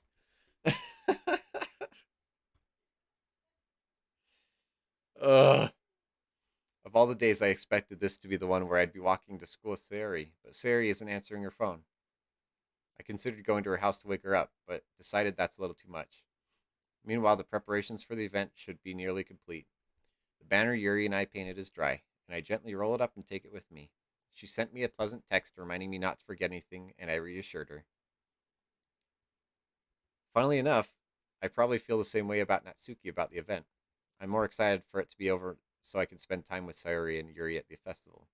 But knowing Monica, I'm sure the event will be great too. Chris, you're the first one here. Thanks for being early. That's funny, I thought at least Yuri would be here by now. Monica is placing little booklets on each of the desks in the classroom. They must be the ones she prepared that have all the poems we're performing. In the end, I found a random poem online that I thought Monica would like and submitted. Oh. Sarah, stop it. Stop it. No. No. You're. Don't say that. Spidey, notice no music. Oh my gosh, you're right. There is no music. Oh my gosh. I found a random poem online that I thought Monica would like and I submitted it. So that's the one I'll be performing. I'm surprised you didn't bring Sayuri with you. Yeah, she overslept again. That dummy. You think that on days like this important, she'd tried a little harder. I say that, but I suddenly remember what Sayuri told me yesterday, and I suddenly feel awful knowing it's not nearly that simple for her. I only said that because it's the way I'm used to thinking. But maybe I should have gone to wake her up after all. You should take a little responsibility for her, Chris. I mean, especially after your exchange with her yesterday. You kind of left her hanging this morning, you know? Exchange? Monica, you know about that? Of course I do. I'm the club president after all. But, I stammer embarrassed. Did Sarah really tell her about it that quickly? About how I basically turned down her confession? That makes me really seem like the bad guy here. I need to know what happens. Jeez. You don't know the full story at all, so. Don't worry. I probably know a lot more than you think. Eh? Monica is being as friendly as usual, but for some reason I felt a chill down my spine after hearing that. Hey, do you want to check out the pamphlets? They came out really nice. Yeah, sure. I grabbed one of the pamphlets laid out on the desks. Oh, yeah, they really did. Something like this will definitely help people take the club more seriously. Yeah, I thought so too. I flipped through the pages. Each member's poem is neatly printed on its own page, giving it an almost professional feel. I recognized Natsuki's and Yuri's poems from the ones they performed during our practice. What's this? I flipped to Sayori's poem. It's different from the ones you practiced. It's one that I haven't read before. Get out of my head. Get out of my head. Get out of my head. Get out of my head. Get out of my head. Get out of my head. Get out of my head. Get out of my head. Get out of my head before I do what I know is best for you. Get out of my head before I listen to everything she said to me. Get out of my head before I show you how much I love you. Get out of my head before I finish writing this poem. But a poem is never actually finished. It just stops moving.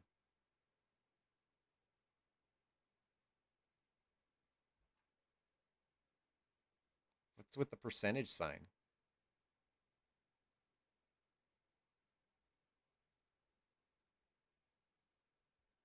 What the heck? Ah, what is this? Reading the poem, I get a pit in my stomach. Chris? What's wrong?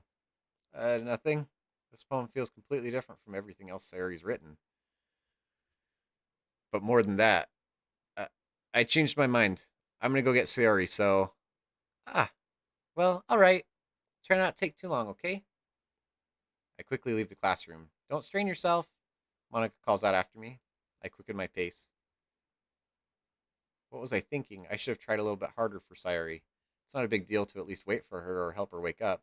Even the simple gesture of walking her to school makes her really happy. Besides, I told her yesterday that things will be the same as always have been. That's all she needs and what I want to give her. I reach Sayori's house and knock on the door. Uh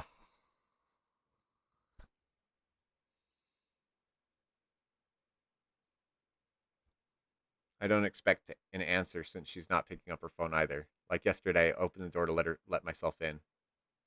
Sayori? She really is a heavy sleeper. I swallow. I can't believe I ended up doing this after all, waking her up in her own house. Isn't that something more like a boyfriend would do? In any case, it just feels right. Outside Sayori's room, I knock on her door. Sayori? Wake up, dummy. There's no response. I really didn't want to have to enter her room like this. Isn't it kind of a breach of privacy? But she really leaves me no choice. I gently open the door.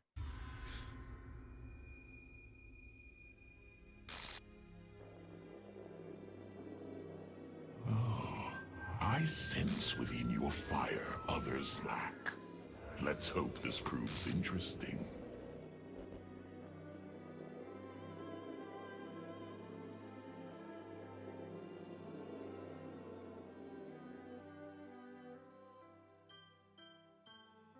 What? Wait. Hanging Sayori just followed my stream? What the crap? What? An exception has occurred. File game script line 307. See traceback text for details.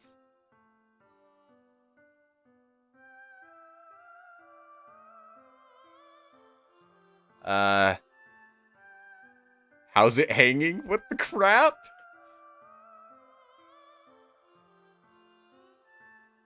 What? What the crap?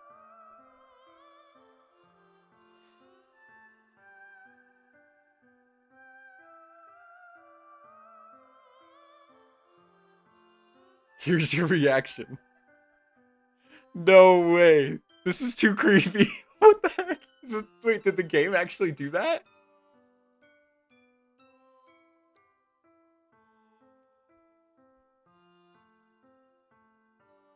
What? It has to be. This isn't real. There's no way this can be real. Sari wouldn't do this. Everything was normal up till a few days ago. That's why I can't believe what my eyes are showing me.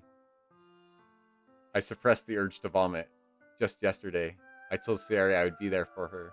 I told her I would know what's best and that everything will be okay. Then why? Why would she do this? How could I be so helpless? What did I do wrong? Turning down her confession. That has to be what pushed her over the edge. Her agonizing scream still echoes in my ears. What did I do to her that she needed me the most? Why was I so selfish? This is my fault. My storming thoughts keep telling me everything I could have done to prevent this.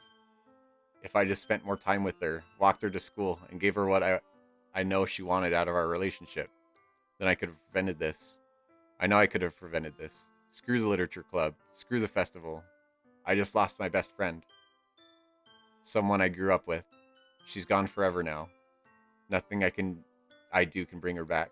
This isn't some game where I can reset and try something different. I had only one chance. And I wasn't careful enough. I know I'll carry this guilt with me until I die. Nothing in my life is worth more than hers. But I still couldn't do what she needed from me. And now, I can never take it back. Never, never, never, never, never.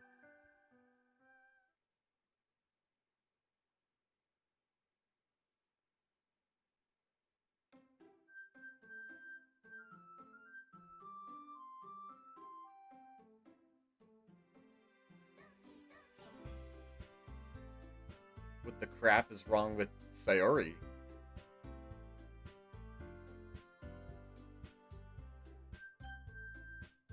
Hello from the other side? Wait.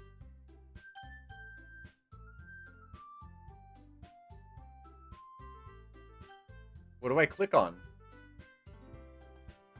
Sayori isn't feeling so well. What the crap just happened? Do I push this button? Or do I do the load game?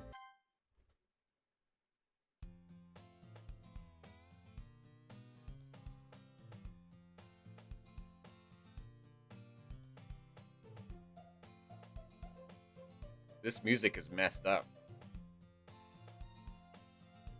I see an annoying girl running toward me from the distance, waving her arms in the air. Wait. That girl is my neighbor and good friend since we were children. What the crap?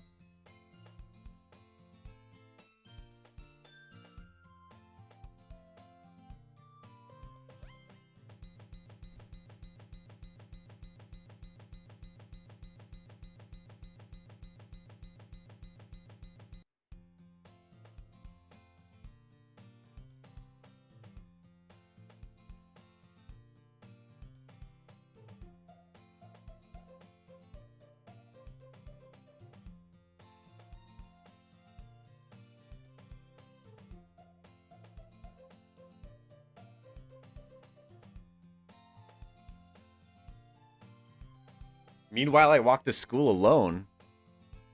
Wait, what the heck?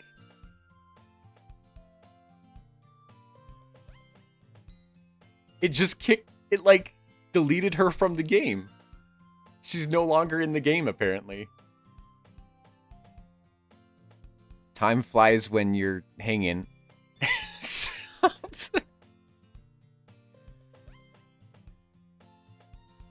What the crap?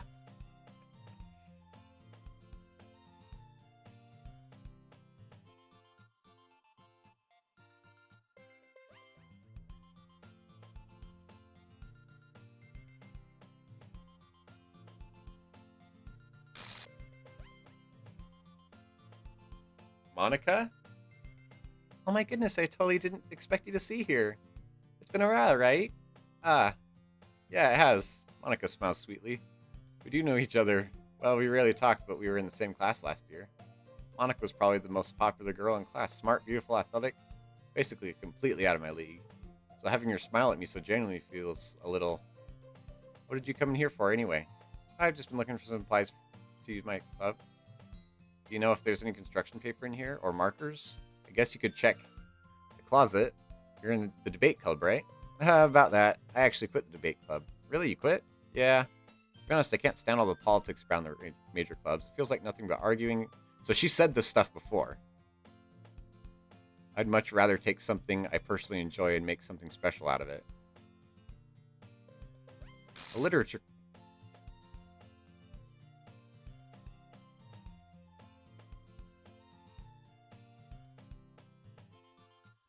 Ah! This is like freaking me out. Literature? That sounds like a kind of dull. How many members do you have so far? She's dead, Chris. I'm not okay. It's kind of embarrassing, but there's only 3 of us so far. It's really hard to find new members for something that sounds so boring. Well, I can see that. But it's not really boring at all, you know?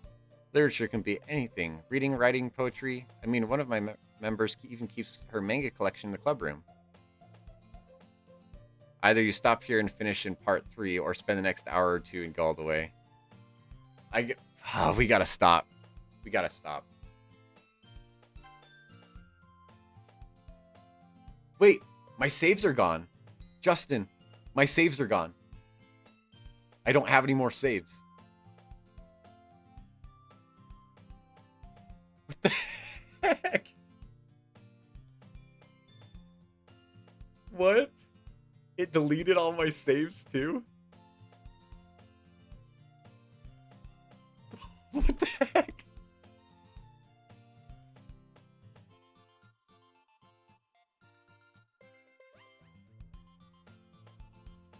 This game is freaky. What the heck?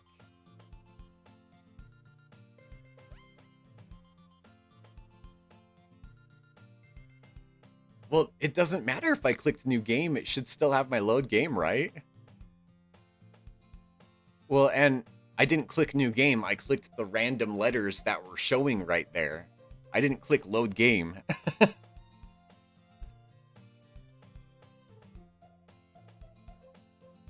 Hanging Sayori, are you still in chat? I'm kind of freaking out if Hanging Sayori actually types back to me.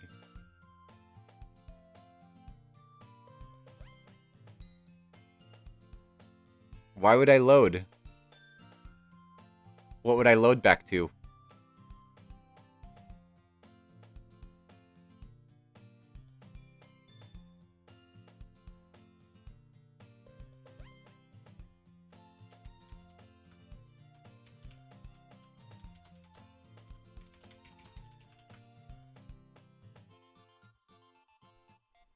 I could have gone back to save her?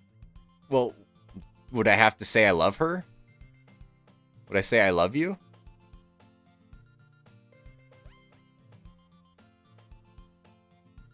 So you're saying that I should go into emotional entanglement? Oh crap.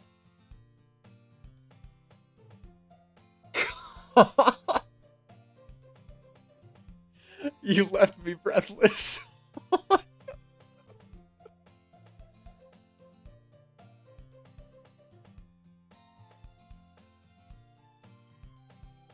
Oh my gosh.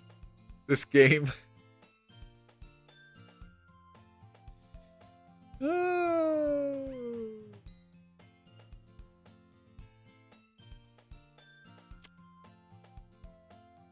All right.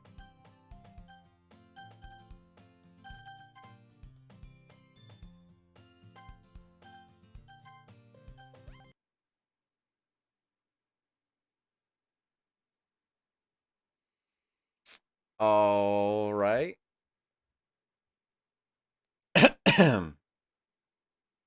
Wow. Okay.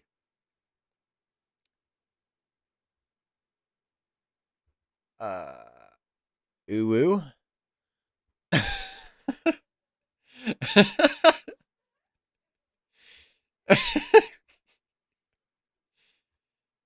Wow, that was pretty intense.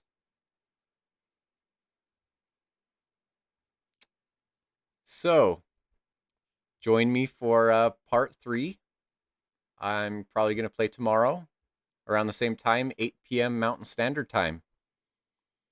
Um, so I'll be here playing part 3 of this. I am so confused now. Holy cow. Hydrate, thank you. I need that. For everyone that's lurking, go ahead and hit follow and come watch me play. Come watch me play on tomorrow, 8 p.m. Mountain Standard Time. Holy crap, that was intense. Yeah, Shar does not stay up this late, guys. She normally goes to bed at 10:30, so she's up like an hour and a half past her bedtime. Anyway, yeah, come join me and figure out what the heck is going on. Wait, it's 11? It's 12, isn't it? Are you sure it's Oh, 11's your okay. All right. Well, thanks again everybody for joining, and if you have Amazon Prime, I really appreciate it if you would subscribe as well. I'm still trying to calm down from that. That was weird. That was crazy. It's heckin' 12. I'm not okay. Whew. Wow. Okay. Love you, bro. See ya. Stoked to see the finale. Wait, is it from there? Is it like a lot faster? Like, I feel like if Are they all gonna die? And then I have to play through each one? Like, what the heck's going on?